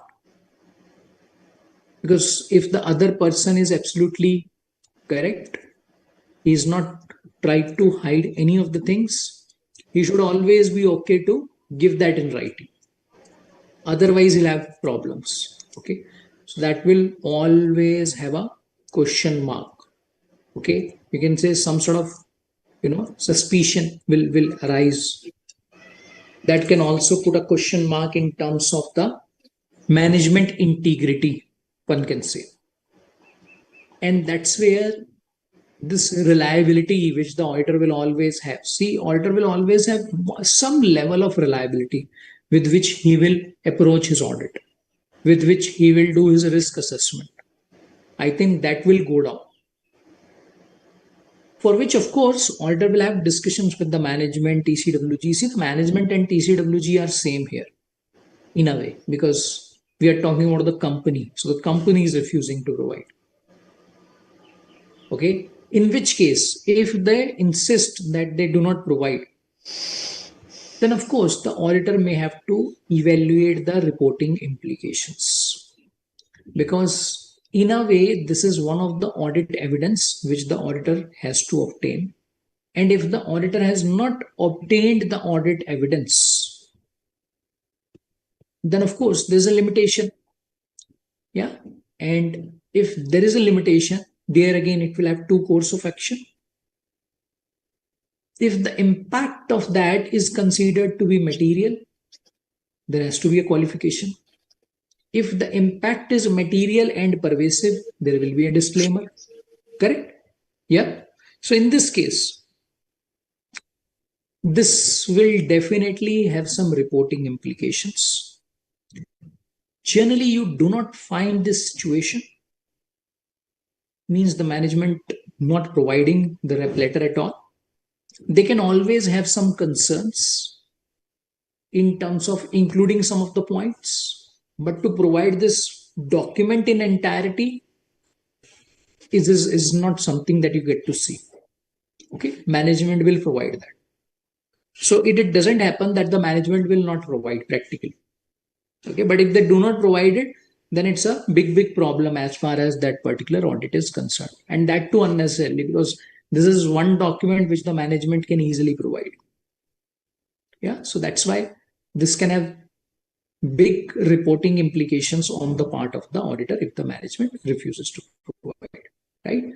So such is the importance. Now, please remember, even though at one place we are saying it's not a conclusive evidence, But at the same time, please understand it's an important evidence, not conclusive, but important.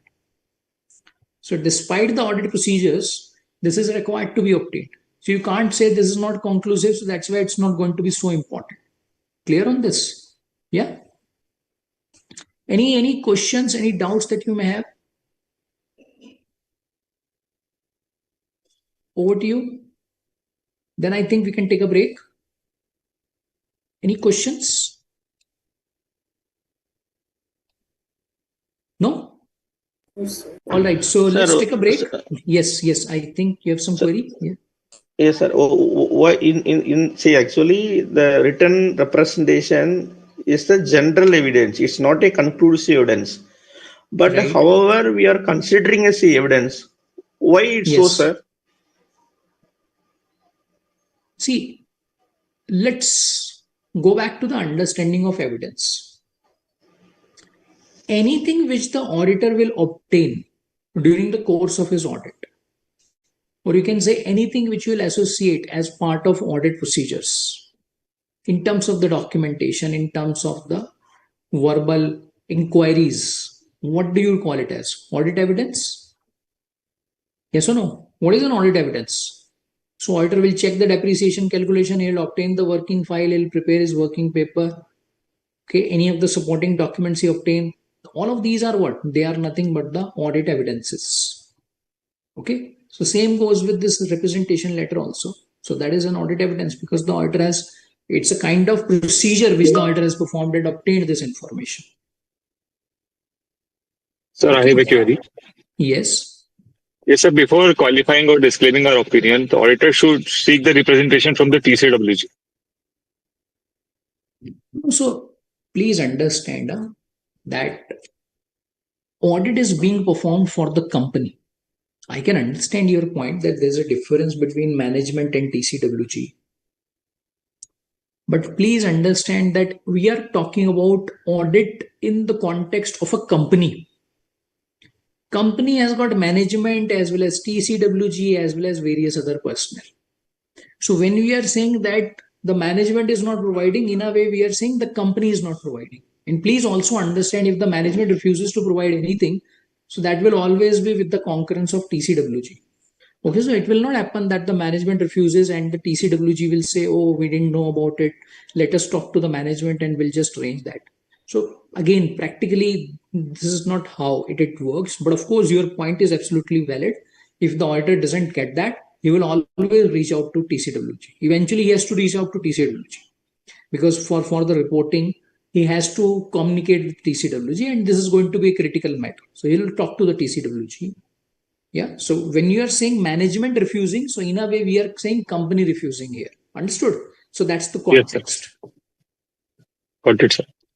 Okay. Any more questions? No? All No, right. sir. So Clear, then, sir. Thank you. okay, great. So then I think we can now take a break. Yeah. Ashok, we can take a break. Okay, great.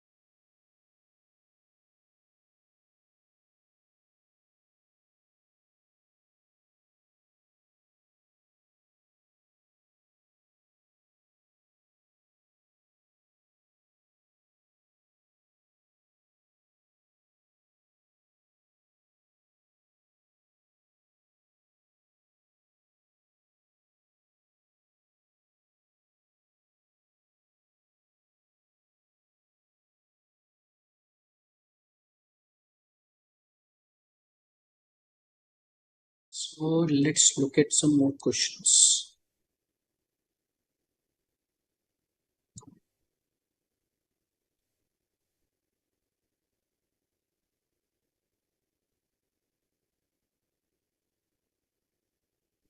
Fast Limited is engaged in the manufacturing of shoes and slippers located in Bahadurgarh in Haryana.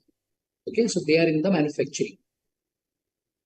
Due to unprecedented rains in the area in the month of September 2023, many areas of the town got inundated due to the choking of sewage systems.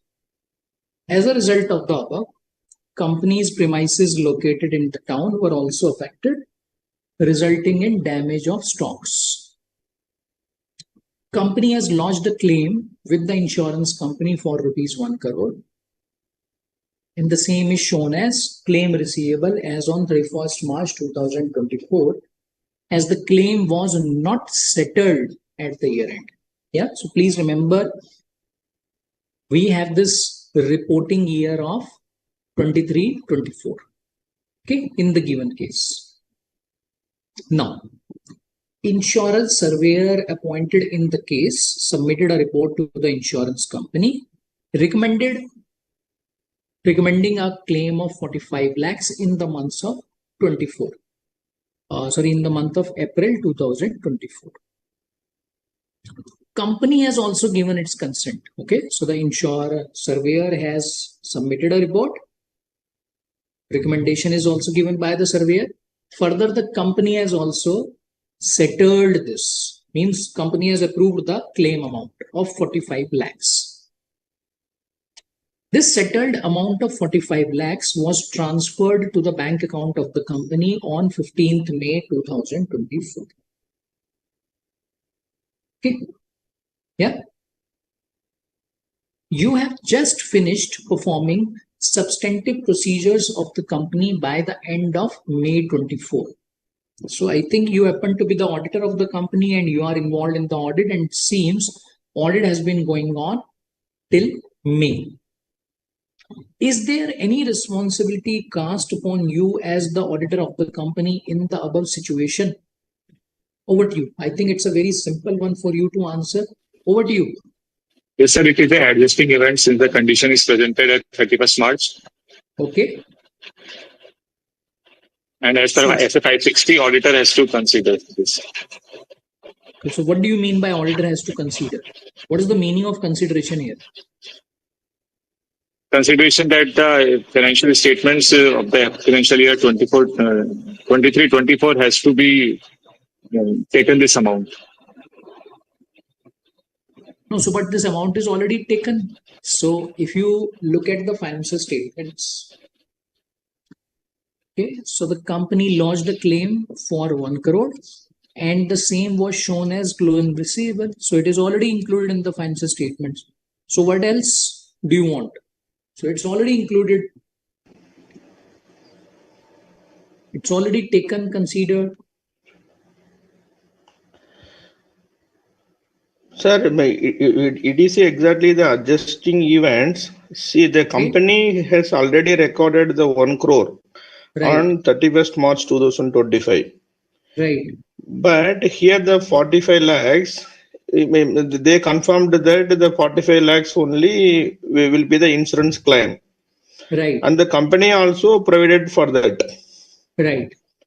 So the audit report is not also finalized. It's not issued. I mean, it's not issued in this case, I believe. Right. Of course, yeah, it's not issued. Yeah, right. It's not released. So that these 45 lakhs can be adjusted to reflect the fresh information. Because this 45 lakhs is the final, they can adjust with the existing 1 crore and accordingly they can provide the financial statements for that year. So what do you mean by adjustment? Once again, I think you have not been explaining with clarity. No, adjustment in the sense that there is a 1 crore was there already. Now only it is only 45 lakhs is there, so that they can reduce it to the 1 crore to 45 lakhs. So that means this 1 crore receivable which they had recognized, they will have to reverse that. Is it? Reverse that. That is what I am coming to say. Okay, very good. So now in this case, it's a subsequent event. Okay, clearly financial statements are not yet signed off. So will that get covered by the accounting standard? Answer is yes, accounting standard covers that. Next question is whether it will be an adjusting event. Yes, it's an adjusting event. If that is an adjusting event, that means you need to adjust that in the reporting year. But when you go to the reporting year, what do you find? Rupees 1 crore is recorded. When the claim is already finalized, it's all settled, and you understand as a company that this amount is going to be only 45 lakhs, not 1 crore. What should the company do? Company should reduce this to 45 lakhs. There's no point recognizing a receivable of 1 crore when you know that remaining 55 lakhs is not going to be received. Okay, otherwise what will happen? Today you record 1 crore, maybe next year or next to next year you'll provide that, or you'll have to write it off. Yeah, so that's why, what do? What is the meaning of adjustment here? Adjustment means reducing this 1 crore to 45 lakhs in the financial statements for the reporting year 23-24. Now this is something which the management will have to do. So as an auditor, what is going to be your responsibility? Your responsibility should be to ensure that this adjustment has been made by the company in its financial statements. Yes or no? Yeah? Yes, sir. Yes. Everyone clear? All right. So now let's look at next one. CA Anuj, auditor of a listed company, is in the midst of conducting an audit of the company. I think the year ending is 31st March 24. At a meeting of the board of directors held on 17th April, a dividend of rupees 1 crore is proposed to equity shareholders at the rate rupees 10 per share. And such a proposal has a good chance of being approved in the shareholders meeting, means the AGM, to be held after a few months. His audit procedures are nearing completion. He is contemplating finalizing the audit report by 31st of July. Is there any responsibility thrust upon him as an auditor? So I think if you look at the previous question, if you look at this current question, I would say these are completely linked to the accounting standards. Okay, so you have this another subject, financial reporting. See, if you are clear on the accounting standards, you will be able to answer these questions. As far as the audit is concerned, I do not think they require any specific audit procedures over here. It's more of an accounting answer. Okay, so I would say they become relatively easier for you. Okay, so now over to you. In this case, what do you think? It is a non-adjusting event since the dividend has been declared in the month of April. And as per the Ind AS 10, it's not events after. It's not events occurring after the balance sheet date. Now, let me just also highlight one more point. Even though at your level it's Ind AS, okay, that is something which you look at. But even if we talk about the gap, okay, so this question doesn't clarify the gap. Okay, so we assume it has to be Ind AS, but if let's because the company is also a listed company. Yes, so that's correct. So that's how you can always find out that Ind AS is something is going to be applicable. But I'm just trying to, also explain you one point that as far as this particular accounting standard is concerned, and this particular, sort of transaction is concerned, both the gaps, even if you were to look at Indian GAAP, that is also aligned. Yes or no? Now, you mentioned that it's a non-adjusting event. Can you please also explain why it is non-adjusting event? Sir, because only the it does not, reason is only the proposed dividend. It's not released actually. It's not paid out, is it? Yeah, it's not paid out. That is what I'm coming to say. It's not paid out actually. Okay, very good. So I think you mean to say that in respect of dividend, you do cash basis of accounting. Is it? Is it?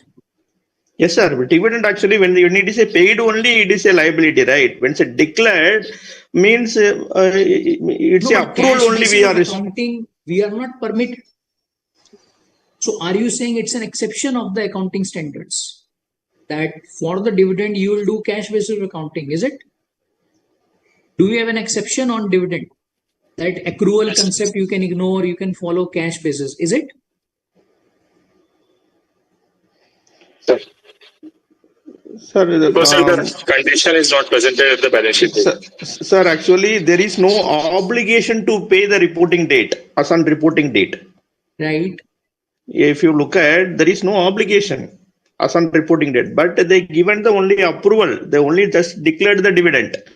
Okay. Other that is after that audit report. It's not a, yeah. See, accounting is allowed accrual as well as the that is accepted. That for the dividend, there is no exception for that. Right. For your earlier question, to answer Right. that. Okay. But however, in this case, particularly, there is no obligation to obey the reporting date. See, whenever there is a adjusting event will happen when there is a obligation exists at the reporting date. But here the situation is that it's no obligation existed. You mean That to say is the what condition or event is not present, is it? yes, sir. Condition or not present on the reporting date. No, so let's go to the requirements of the accounting standard. So what does it say?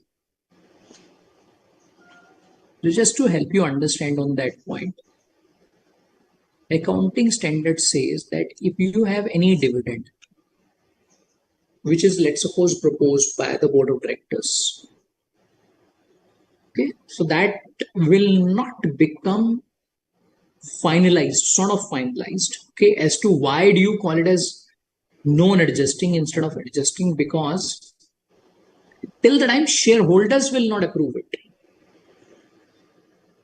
okay, that's not finalized in a way. Yeah. So when do you record that?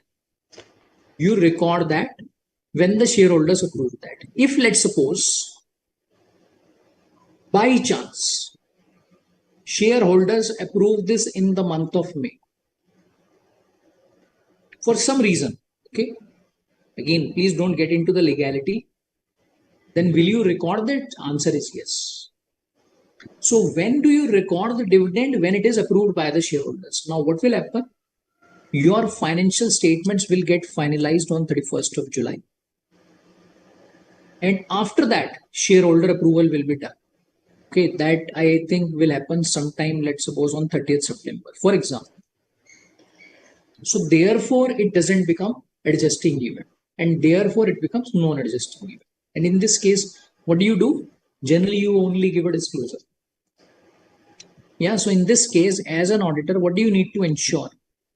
In this case, you need to ensure. We will give the disclosure. Yeah. Yes, you need to ensure that this doesn't get recorded. Okay, it's only about a disclosure which has to be included. So as an auditor, you will ensure that this is not getting recognized in the reporting year, but a disclosure is given by the company in respect of the dividend which is proposed and which is yet to be approved by the shareholders. Okay. Next. CA Somya is auditor of a company engaged in rearing of poultry birds and obtaining eggs therefrom. Company has performed very well since its incorporation in 2013. Its sales had also grown, and the company had expanded its market from the native northern state of promoters to far-flung areas in the eastern parts of the country as well. So it appears that the company is a growing company, so they are expanding.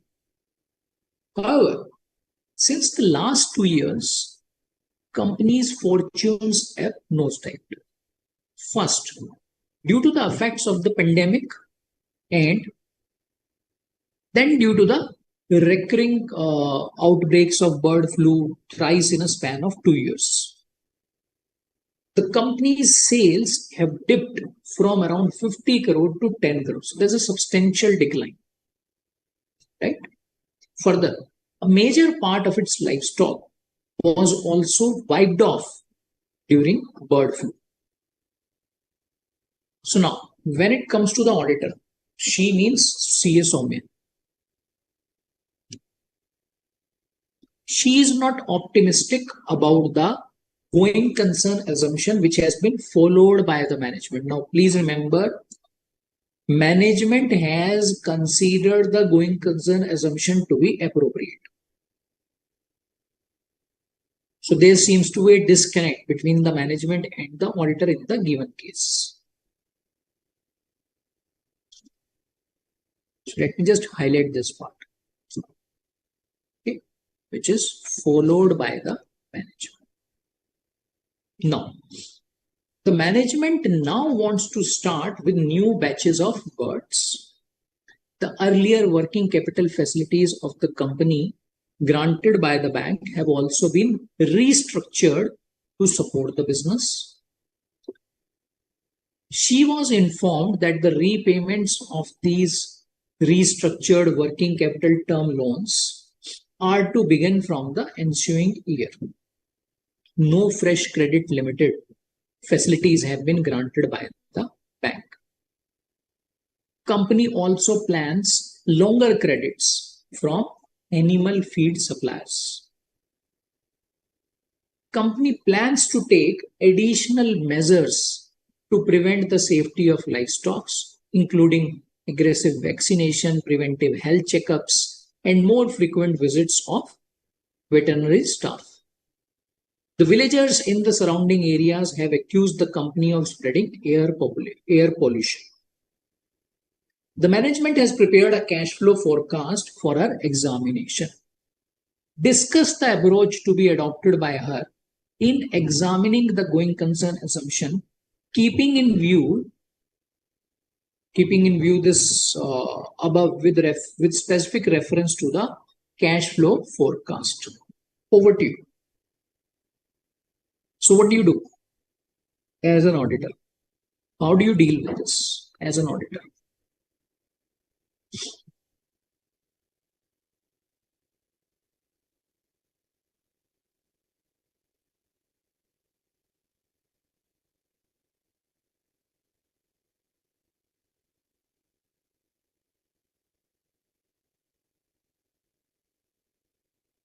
Tell me.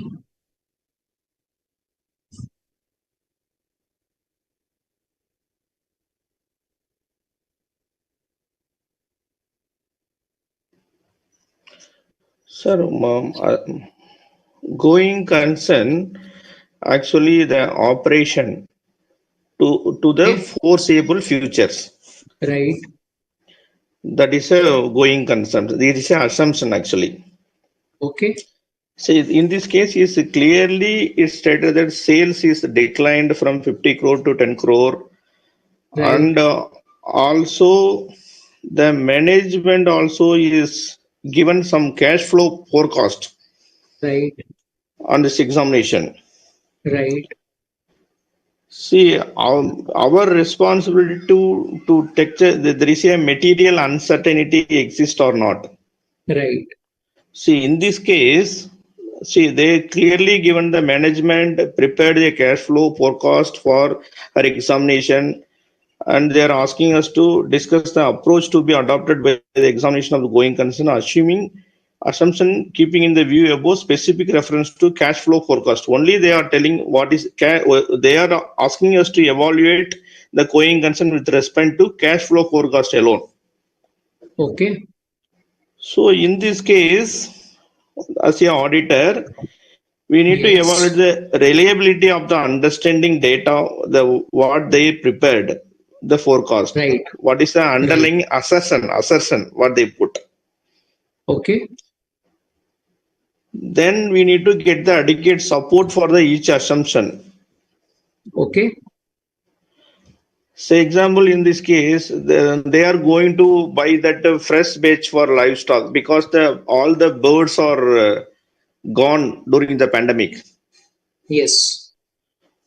So also we need to get that assumption regarding the fresh. The banker the banker also they are not ready to provide the existing facility, new facility. Right. So we need to look at whether the loan also sanctioned, whether we have the recapability to repay the amount, Right. whether they included in the, we need to check in the accuracy of the cash flow also. Okay. So we need to do the checking relating to the cash flow forecast alone, sir, on this case. Like this. Okay. This is Okay. what my things. Okay. So I think what you have explained so far, these were all about the audit procedures. Will there also be anything which the auditor needs to consider around the reporting implications? Because, of course, the auditor will be doing the procedures, but there seems to be a disconnect as against the management, between the auditor and the management. So I think you should also throw some light on the reporting implications. Yes, sir. You see, if the material uncertainties exist, Right. considering that all the cash flow forecast, Yes. then we need to give that the auditor report should not be modified. We should to Right. give the unmodified report. However, that we need to insert Yes. additional paragraph for that material uncertainty to the going concern. Right. Then we need to explain in the report. If when there is a inappropriate Okay. and also the material uncertainties exist, Right. yeah, in those cases, then we need to give the adverse opinion also. Okay. Anyone else would like to add to this?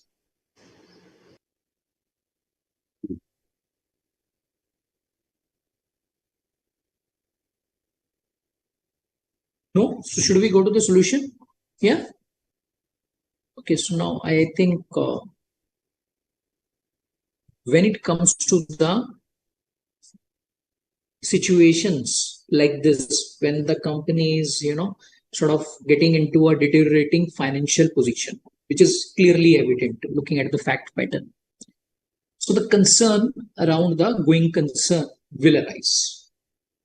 And as we discussed, what is going to be the concern of the auditor? See, the auditor is not concerned about the profit making or the profits.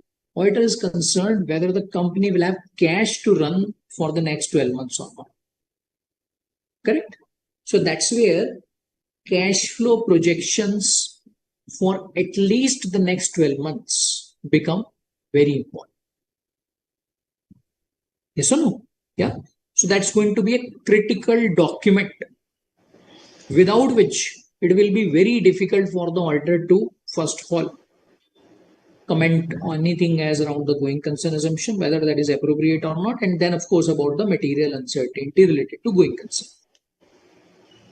So as an auditor, what do you check? Verify the assumptions regarding the fresh batch of livestock. When the bankers have not provided fresh credit facilities, how would the fund be arranged for the same? Okay, so if the cash flow talks about some of the cash or the inflows, so where is that coming from? What are the assumptions which have been considered? See, the cash flow projection should not be an Excel file, because to prepare a cash flow projection in the form of an Excel file is very easy. What do you do as a management? You put down the numbers and you show that the company will have cash, but where is that going to come from? Okay, what are the assumptions they have considered, and whether those assumptions are reasonable or not? Means they should have some basis, some justification. Correct? If you look at the loan, if the company says they are going to receive loan, good, but there has to be some sanction letters. Maybe the money is not disbursed, but it's sanctioned. Correct? When the company plans to avail longer credits from the vendors. So the point is, why would the vendors do that for the company? So has the company executed such transactions? Do you see such trend in that industry?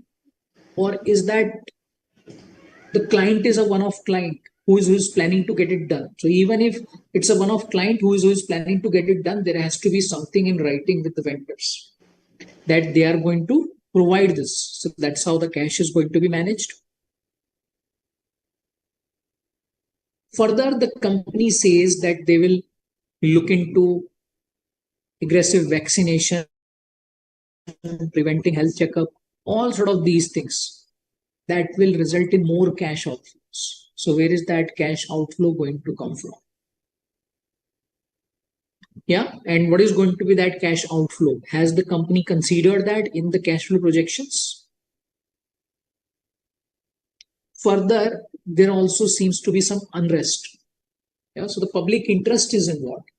Villagers are concerned. So how is the company going to deal with that situation? Because the regulators will get activated because of these concerns. So how is the company going to survive? How the company is going to manage this situation? This is again a very important thing on the part of the company, right? Some of these factors become important.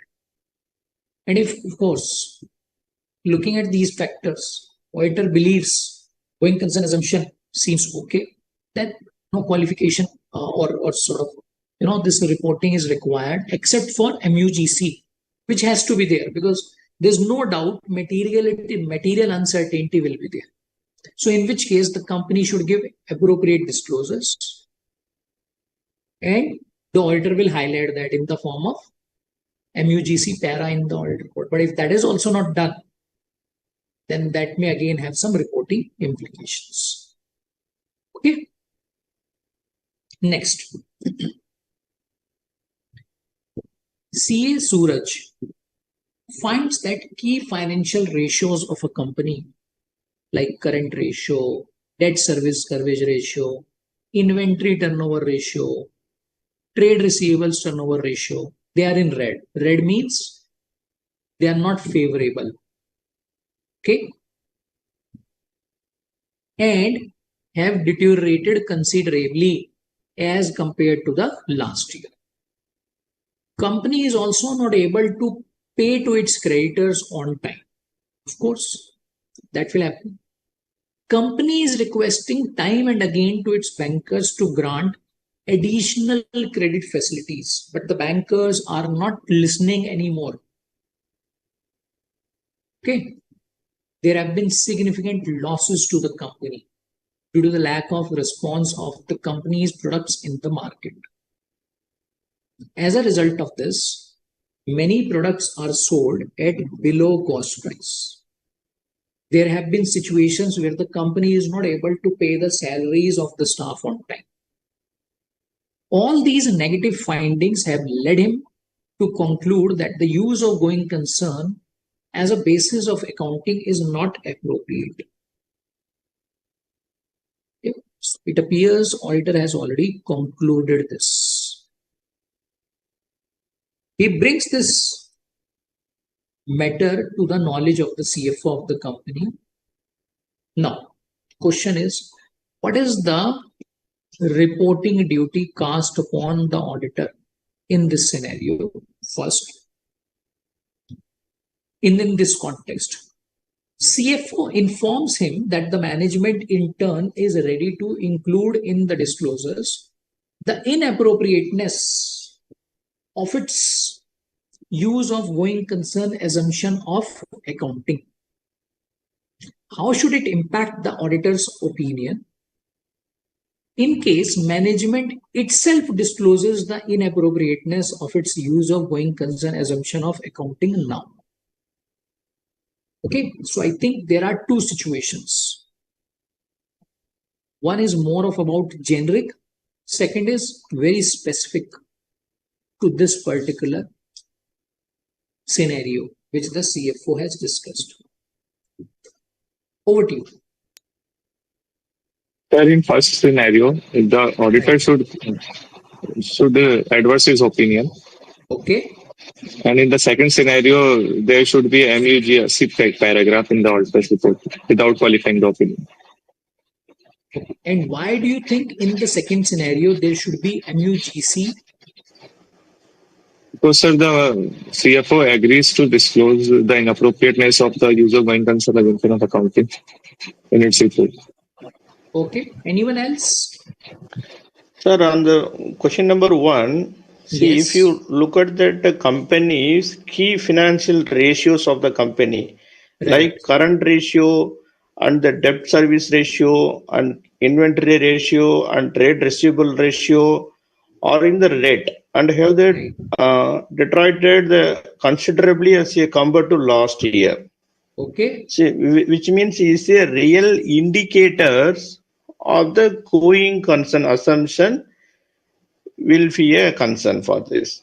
Okay. And also company is not able to pay the creditor on time. Okay.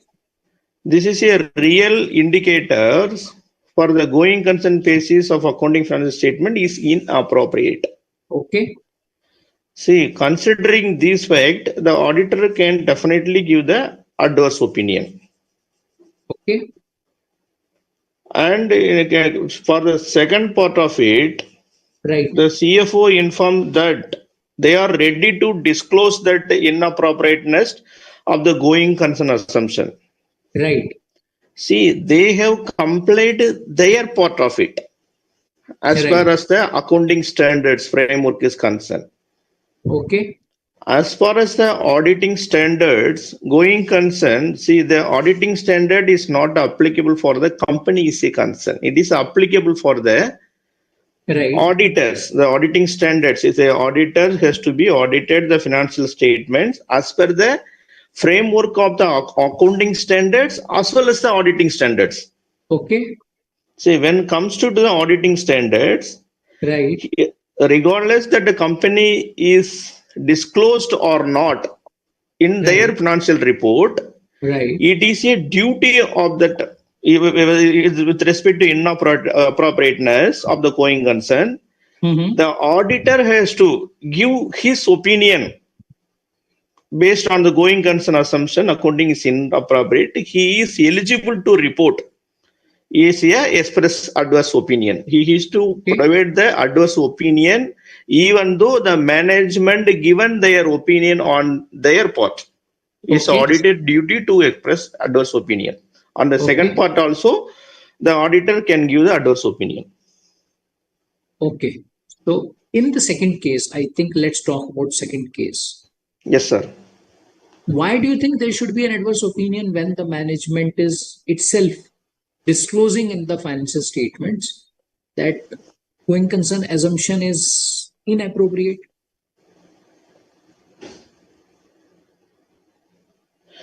See, because we are giving the report to the stakeholders, which means owners, not to the management. Right. That shareholders should aware about this. There is a going concern impact, and they need to aware about it. Right. That is a reason we need to provide our adverse opinion on this. Okay. Anyone else? Any more thoughts? Because I've got two different thoughts. I think for the second situation. One of you are saying you include this para in the audit report, but do not modify. Swami says it should be modified. I think. Anyone else? Any more thoughts if you have on this? I think it's quite easy to deal with. Yes, Geeta, please go ahead. Auditor will give unmodified report because already management. No, let's talk about 1 and 2 separately. Are you talking about first or second? On first, it is a adverse report only. Okay. Second, unmodified report because management only giving his report that it is in going concern. Okay. So materiality paragraph is there on going concern. That Right. will be given by auditor. Okay. Anyone else? See, and I have one more question also to you, sir. Yes. Yes. See, even though the company is given the written representation, why we are doing the audit procedure? The same question is applied to here. Even they are performing their responsibility. Correct. It is an auditor responsibility to give in his audit report as a audit adverse opinion on the second case as well. Okay. But he is doing his part. Understood. Yeah, this is what my conclusion is. Okay, no worries.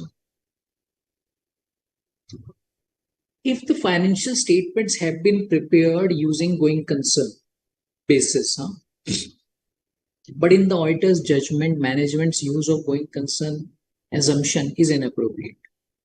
So auditor will definitely modify, and that will be an adverse opinion. I think this is a generic requirement, which was there as your first question. Very simple to answer. Now, let's talk about the second situation. Okay, let's try to understand this second situation, because I can see sort of differing thoughts on the second situation. Okay. Now, let's suppose there's a set of financial statements.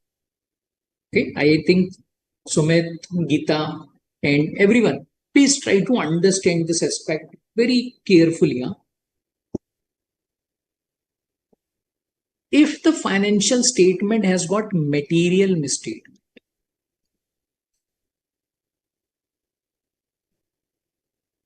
okay, whether that is pervasive or not. So I've just ignored the pervasive aspect. So will the auditor qualify or not? Tell me, will the auditor modify or not? Tell me, Yes. Geeta? Yes, sir. Yes, sir. Yeah, so modification will be required. Okay. So the modification is required the moment we say there is material misstatement. Now, if the management confirms that there is a material misstatement, okay, management agrees that yes, there is a material mistake, and management says that don't worry, we will also highlight somewhere in the financial statements itself that there is a material misstatement, but we will not rectify that. So does it mean that the auditor will not modify the report? Tell me, Geeta, Sumit. No, sir, he will. No means what? Auditor will modify or not modify? Auditor has to modify. Auditor has to modify. So that means, come what may, whether the management disclose. See, it's not logical on the part of management to actually disclose. To say I'm making a mistake but I'll not correct it is again inappropriate, because the management had the opportunity to rectify that. Why didn't they do that if they knew that this is a mistake? Yes or no? But Yes, sir. let's go with that illogical situation also. In both the cases, auditor will have to modify. There is no doubt about it. Okay. Now, in the given situation, what has happened? Going concern assumption was inappropriate. So if the going concern assumption was inappropriate, management should have prepared the financial statements on liquidation basis. Did they do that? No. So that means there is material misstatement in the financial statements. Is the management acknowledging that? Yes. So in this case, if the management acknowledges and discloses that, does it mean auditor will now not be required to modify? Answer is no. Auditor will have to still modify. In fact, it becomes all the more important now for the auditor to modify. Yes or no? Yes. Yeah, when Yes, the sir. management has itself confirmed there is an error, that is a material error, that is pervasive, and the auditor doesn't modify, then it's a big, you can say, gross mistake on the part of the auditor, isn't it? Yeah. Yes, sir. So that's why I would say this second situation, okay, you will not get to see this. But if you come across this situation, I think management has made your life easier. Yes, sir. Yeah, because the management is itself telling you there is an error, material error, pervasive error. So, of course, you have an opportunity and you have also the requirement to modify this. So, what is going to be the modification? Again, it has to be adverse here. Adverse. Clear? Yes. I think Yes, sir. somewhere, what I believe is somewhere you got confused. I'm not sure whether that is the case. Somewhere you got confused, and that is what this question is trying to do. Okay, and this is what will happen in exam most of the times, and that is what you need to learn. See, if you look at the auditing standard, what did it require? If the going concern assumption is appropriate but material uncertainty exists and the management is giving the disclosure, then the auditor will not modify. So that's the requirement of the auditing standard.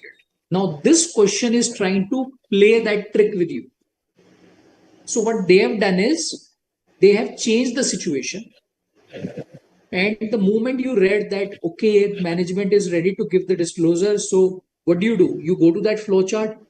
You just simply see that there's a disclosure. Okay, the moment there's a disclosure, what is the requirement? Not to modify, only MUGC. Yeah. So that is what the examiner also understands. Please remember, examiner understands that you will jump onto the conclusions. You will not understand the question. Okay, that is the most common mistakes you make. Even if you know the concept, why did you falter? Because you didn't understand the question, you didn't read the question. Yes, sir. Excellent. Maybe from a plain reading, you jumped onto the conclusion because you knew, okay, there is a disclosure. Disclosure means I need to go to that situation. You forget what the disclosure was all about. Understood? Clear? Yes, yes, sir. So that's But how sir, you are going to be tested always. Understood? but sir, if the management, yes, sir. But sir, if the CFO agrees to prepare the financial statement on the liquidation basis, and Right. and then in that case, also the adverse opinion will be there. No, so if the financial statements are rectified, why will you qualify Yes, or why will you modify it? So when do you yes, modify? When there is a material misstatement. yes. If the misstatement is not there, will you modify? No. Yeah. Then the MUGC para will be there. Again, no. Okay. Again, no, because MUGC para is required when the going concern assumption is considered as appropriate. If you go back to that flowchart, Yes. in this case, when the management itself is saying going concern assumption is inappropriate, do you go to that situation? No. Remember A, B1, B2. When do you go Yes, to sir. B? When your going concern assumption is appropriate. Clear? Yes, sir. Clear. Yes, sir. All right. So let's look at the next one. Sir, and also, if that Yes. auditor is failed to report a material misstatement known to Yes. him to appear in the financial statement, it is a professional misconduct as per the schedule 2, as per the class 6. Yeah, as per the class 6 of the second schedule to the CAI 1949. Obviously, It's a professional misconduct. see, every time there is a reporting requirement. If the auditor doesn't do that, then of course it's a professional misconduct. It's not limited to this situation, it's about any other situation. Okay. So let's look at this one. Ramadan and Company are the auditors of XYZ Company Limited for the year ended 31st March 24. Audit report for that year was signed by Ramadan and Company on 4th of May. AGM was decided to be held during the month of August. On 6th May, company received a communication from central government that an amount of 5,800 crore kept pending on account of incentives pertaining to financial year 23-24 had been approved, and the amount would be paid to the company before end of May 24. To a query to the CFO of the company by the board, it was informed that this amount had not been recognized in the audited financial statements in view of the same not being released before the close of the financial year and due to uncertainty of receipt. So it appears to be a government grant. Okay. Now, having received this amount, Board of Directors wished to include this amount in the financial statements for the reporting year itself. On 8th May 24, Board amended the financial statements, approved the same, and requested the auditor to consider this event, issue a fresh audit report on the financial statements, or you can say the amended financial statements, analyze the issues involved, and give your views as to whether or not auditors would accede to the request of the Board of Directors. Over to you.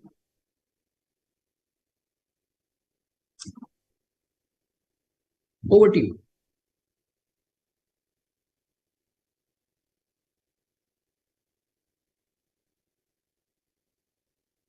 Tell me, what do you do in this case?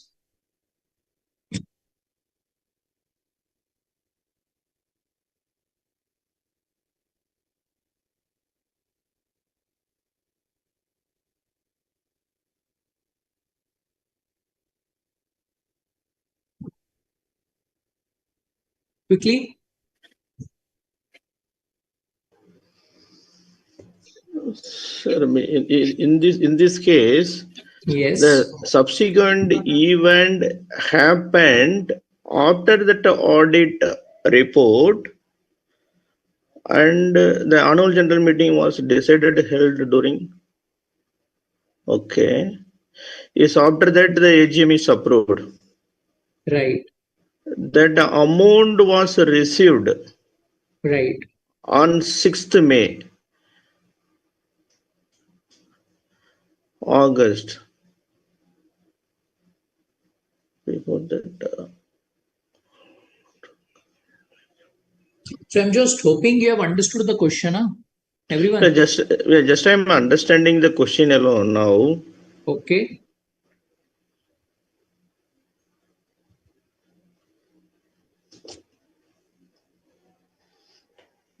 I need 1 more minute, sir, because some student No may worries. answer. Take your time. Don't worry.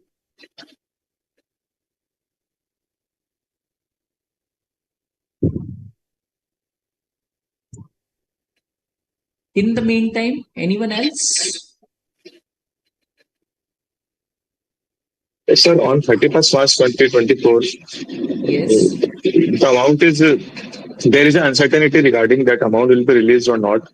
Okay. So that's why the company has not been considered with the same. Right. So now what do you do as an auditor, given the situation that you have? Sir, as an auditor, because we have already issued our report on the 4th of May, and Right. after that, that the grant from the government has been received to the company. So Right. it's a non-existing event, and auditor should not consider it, and auditor should not revise his audit report. Okay. What about others? Sir, in this case, sir, it's very clear evident that after the audit report, that before finance, they agreed also to adjust in the statement for the company. The board of amended the accounts and approved the same in the record. Okay, auditor. Sir, in this case, it is a very clear evidence that he can do the audit procedure, whether that amount is appropriate against, he will do the normal audit procedure. He can do the audit procedure, and he can that this event can be adjusted and recorded in that financial reporting. Right. Yeah, this is my opinion, sir.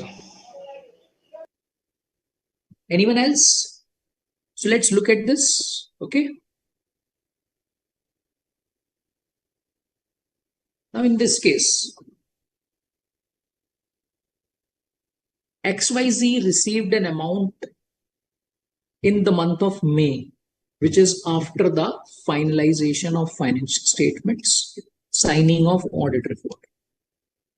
Board of directors, they have amended the accounts. Okay. And this has also already been approved by the board of directors. Now, if you apply the requirements of the auditing standard that we just discussed. So there are two sets of financial statements. One on which the auditor has already provided the audit report. But will that be presented to the shareholders now? Answer is no. So the set which will go out to the users, to the stakeholders is what? Is the one on which the audit report has not been provided. So that's why it's an event which the auditor will have to consider. Okay. And basis which he will have to now design his audit procedures. Of course, any procedure which he wants to do, he'll have to do that. But of course, he will have to issue a new audit report if he believes any change is required. Right? Yeah. Yes, sir. Why? Because the amended financial statements, they also need to be subject to the audit. However, because one audit report has already gone out, so that's why auditor will have to withdraw that report in a way. So we'll have to have this communication somewhere so that stakeholders don't get confused. Okay, let me just put it this way. Okay, just to help you understand about this point. Let's suppose there are two sets of financial statements in a way. Okay, so this is FS1 on which audit report 1 was issued. Now FS1 is amended. Now FS1 has become FS2, means financial statements have got amended. So on this, another audit report will have to be issued. But when this audit report 2 goes out, one has to go back. This has to be withdrawn. Okay, and how do you do that? Somewhere in this audit report, auditor will give the reference that this is what has happened. Okay, there is a previous audit report which needs to be ignored. Yeah. In this case, now coming back to your point that this is not an adjusting. So you are absolutely right. See, this is not an adjusting event. If you go back to the requirements of accounting standard, but please remember when we discussed there are two things. One, do you go by the accounting standard? Of course, if you go by that accounting standard, if you don't evaluate adjusting, non-adjusting. Now we are going beyond that. Now the management has incorporated this amount because it's significant, it's substantial, and they consider this important. Okay, so that's why they want to amend this. Right? Clear? And by the time the financial statements are not yet approved, they can do this. The only problem is the audit report had already been issued. So that will have to be amended now in this case. Okay. Next. Sir, Messrs. Yes. sir, if it is non-adjusting event, then sir. So it's not about whether it is adjusting or non-adjusting. Please understand. See, the question is not. So let me just take you back to the question. In this case, what had happened? There are few fact patterns which are important for you. AGM is yet to be held. Okay. And now, after incorporating this, what did the board do? Board approved the same. So when did the financial statements got approved? 8th of May. I think if your confusion is about that application of accounting standard, okay, I think your confusion will be around the application of accounting standard. Then you need to please consider this aspect that the financial statements have got approved on 8th of May. So till the time financial statements are not yet approved, what do you do? You will consider any event? Yes or no? You will consider any event? Yes, sir. And you will analyze whether that is adjusting or non-adjusting. In which case, this should be an adjusting. Why? Because this event existed as on the balance sheet date. That's why it has to be adjusting. Yeah, but in this case, the point was not about whether this is adjusting event or not. See, this is not an accounting answer. The situation that you have right now, you are not required to respond what is going to be the accounting requirement. See, this question requires more of an audit answer rather than an accounting answer. Remember two questions that we looked at earlier. They were more about the accounting answer. This is not more about accounting. This is more about audit. Clear on this?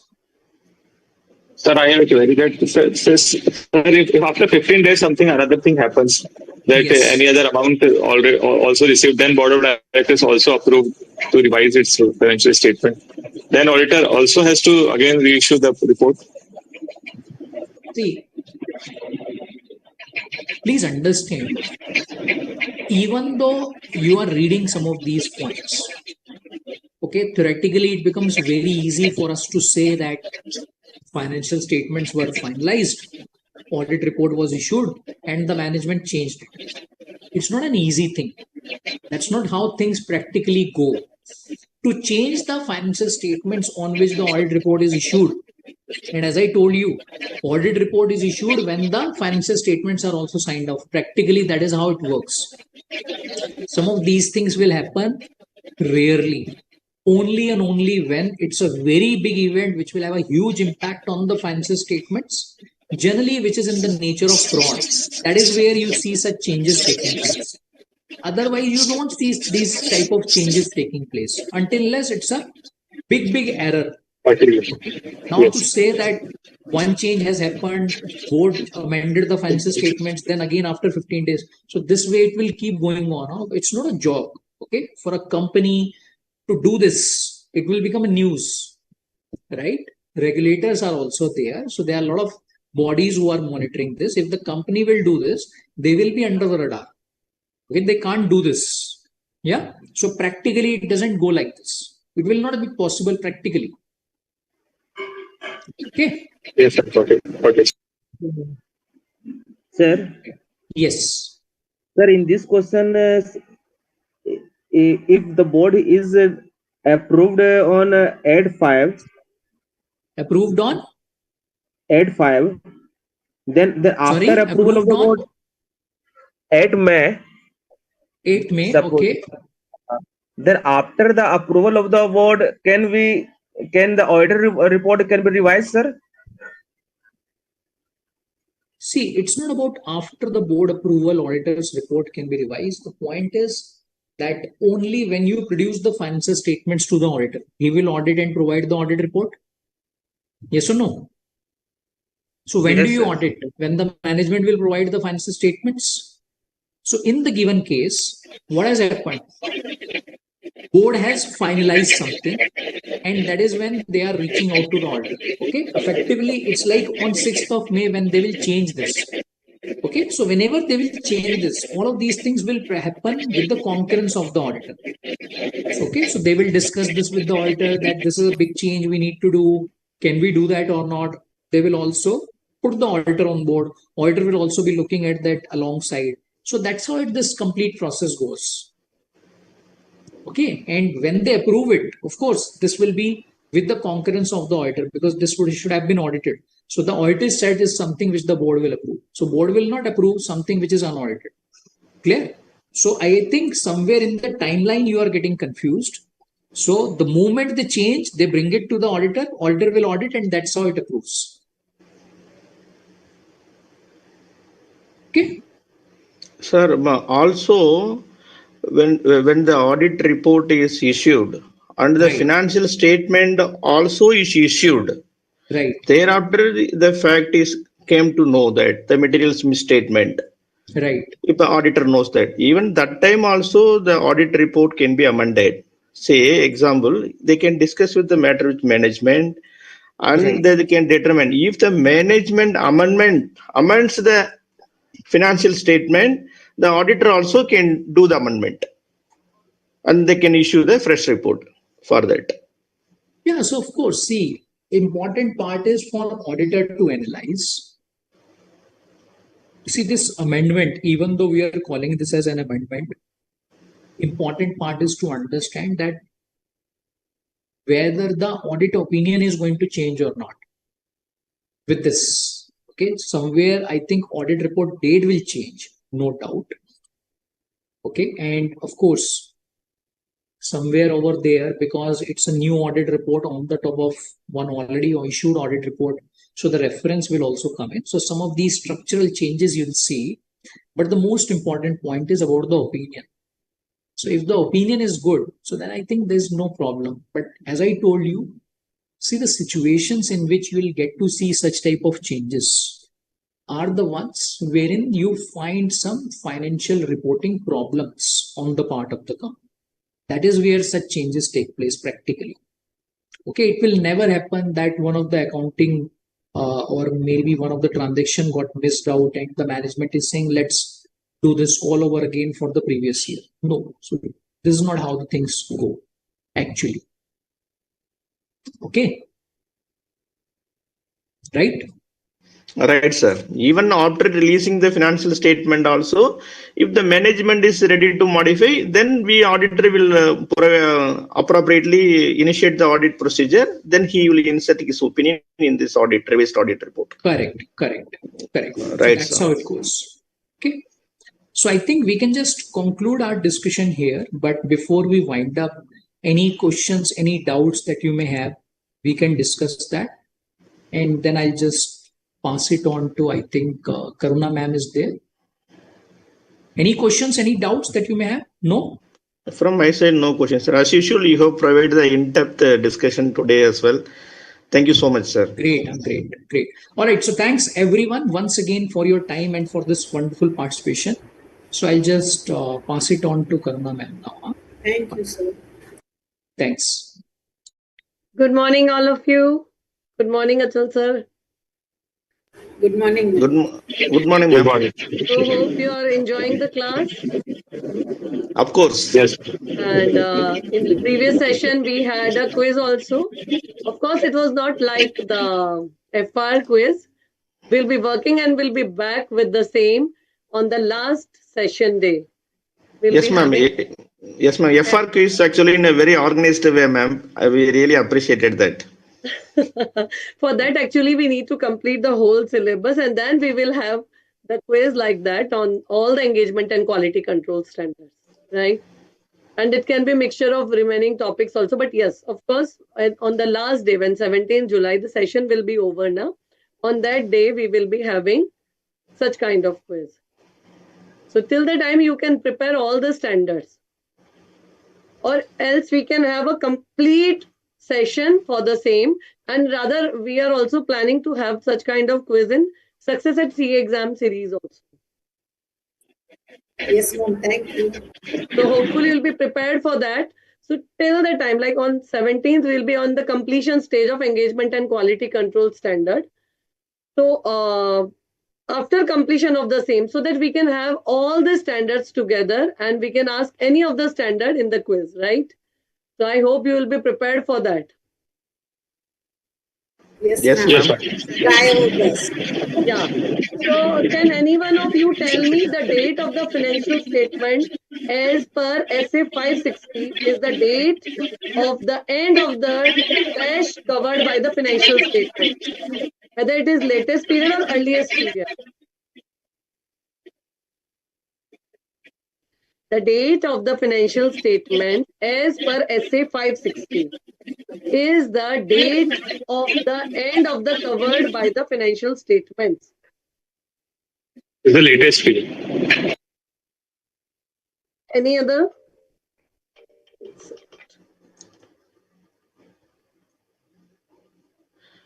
Ma'am, subsequent event is between the financial reporting date to audited report date.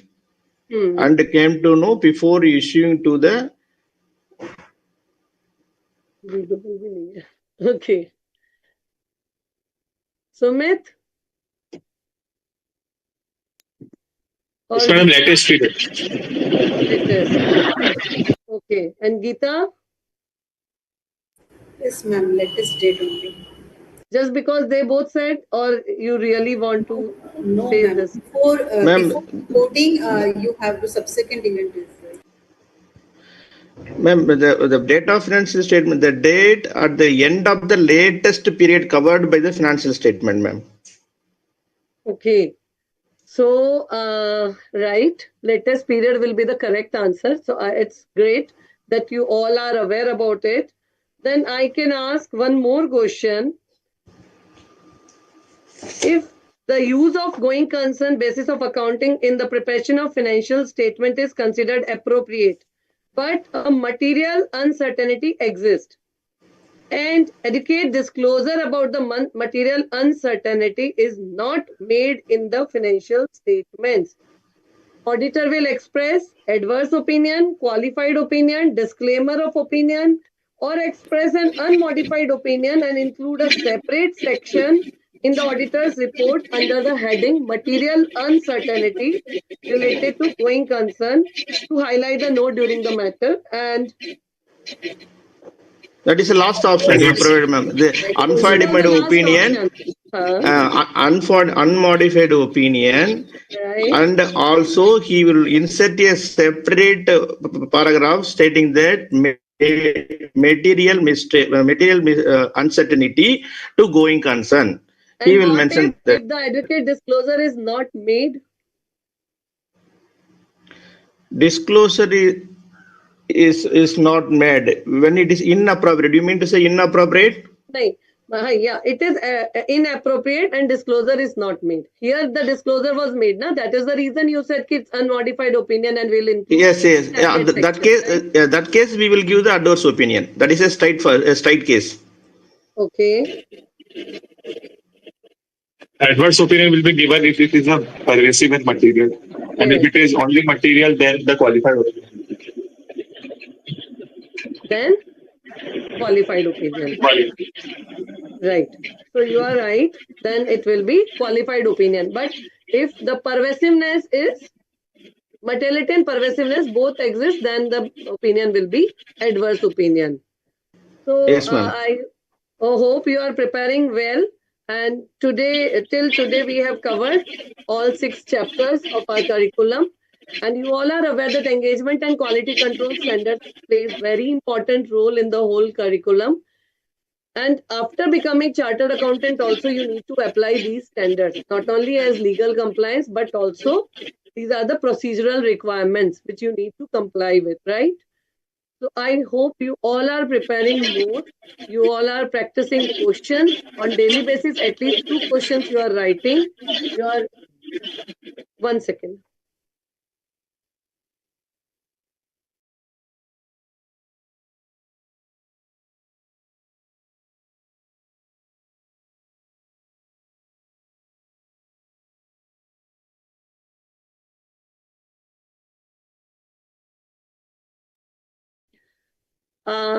So what I was saying that you need to have writing practice.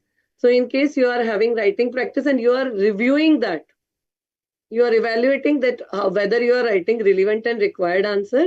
In case any point is lacking, you need to work on the same. Secondly, whether you are able to recall the provisions when you are writing the question, when you are writing the answer. That is also very, very important. It should not so happen that you have just read the content, but you are not able to retain. So revision is also very important in that matter. So please revise it also.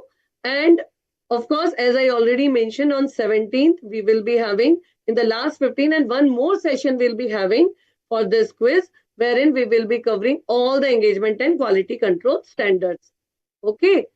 So with this, I hope you all are having learning experience, because in this LVRC, slight different way of teaching is there. We are teaching with the help of questions. We are having question bank, and these questions are comprising of suggested answers like previous year's question paper. Then we are also having our revisionary test paper, mock test papers question, then our study materials question, test your knowledge. So all the question bank we are trying to cover over here.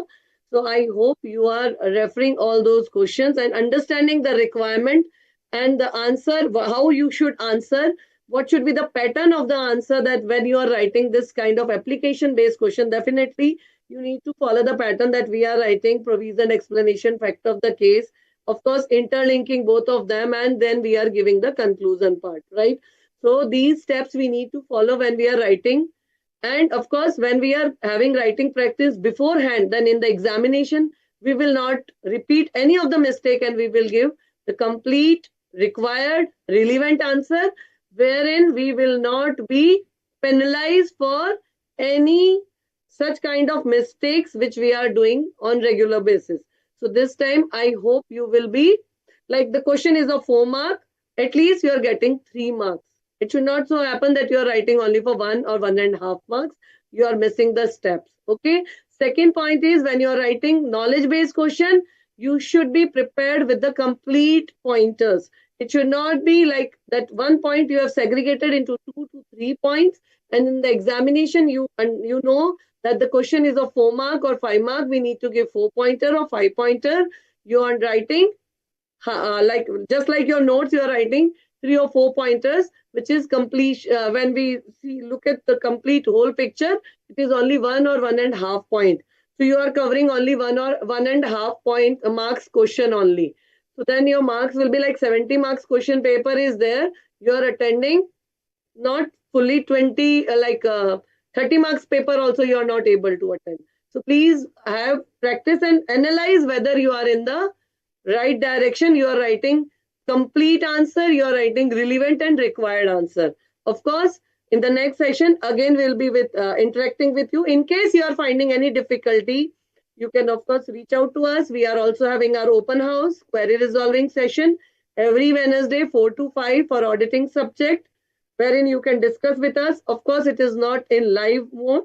It is on Zoom only, wherein you can discuss with us. Some of the students who are here attending this session are also interacting over the open house, right? Query resolving session. Next is, we are also coming out with our mock test paper series. Series 1 is scheduled in the end of the July, and followed by the Success at CA exam series also. So please prepare thoroughly so that you can attend the series 1 and you can write just like your examination, and you can practice a lot. Okay. With this, if you have any feedback, please share with us. You can write over mail also. You can call on 0120304595. In the session, we are trying to cover maximum question, but in case still you need some more, or if you have any feedback, please don't forget to share the same and write to us, or using the BOS mobile app, ask your query feature, or you can call us also and you share your feedback, because your feedback is very, very important to make the session more effective. Okay, more we want to handhold you all so that you can at least, if you are finding any difficulty, you can get back to us. With this, I thank you all. Thank you, Achal sir, for having this wonderful session. And with this, we'll be again interacting on Saturday, right, on 12th of July.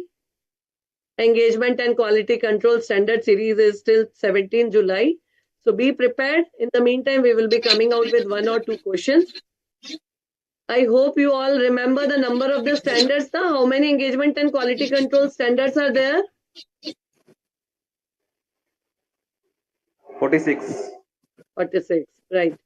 Ma'am, totally we have 46 standard, ma'am. QC we have 2, that 220 and SQC 1. Quality control standard is a standard on quality control, right? SQC1 is only 1. Yes, only one, having but standards on auditing. SAE we are having 3. SRE we are having 2, 2400 and 2410. SRS again we are having 2, 4400 and 4410. And rest all are standards on auditing. In that also we are having 800, 805 and 810 for specialized areas. Okay. yes, So ma'am. out of 46, we can say like 35 are standards on audit, which are not covering specialized areas.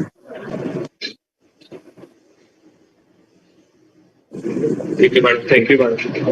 Happy Yeah. Guru. If we include that, it will be 38. Thank you very Yes, ma'am. much. Thanks a lot. Thank you, Achal sir, for this wonderful session. Thank you. Thank you, Thanks. ma'am. Thank you, sir. Thank you. All the Thanks. best. Thank you. हाँ जी अशोक जी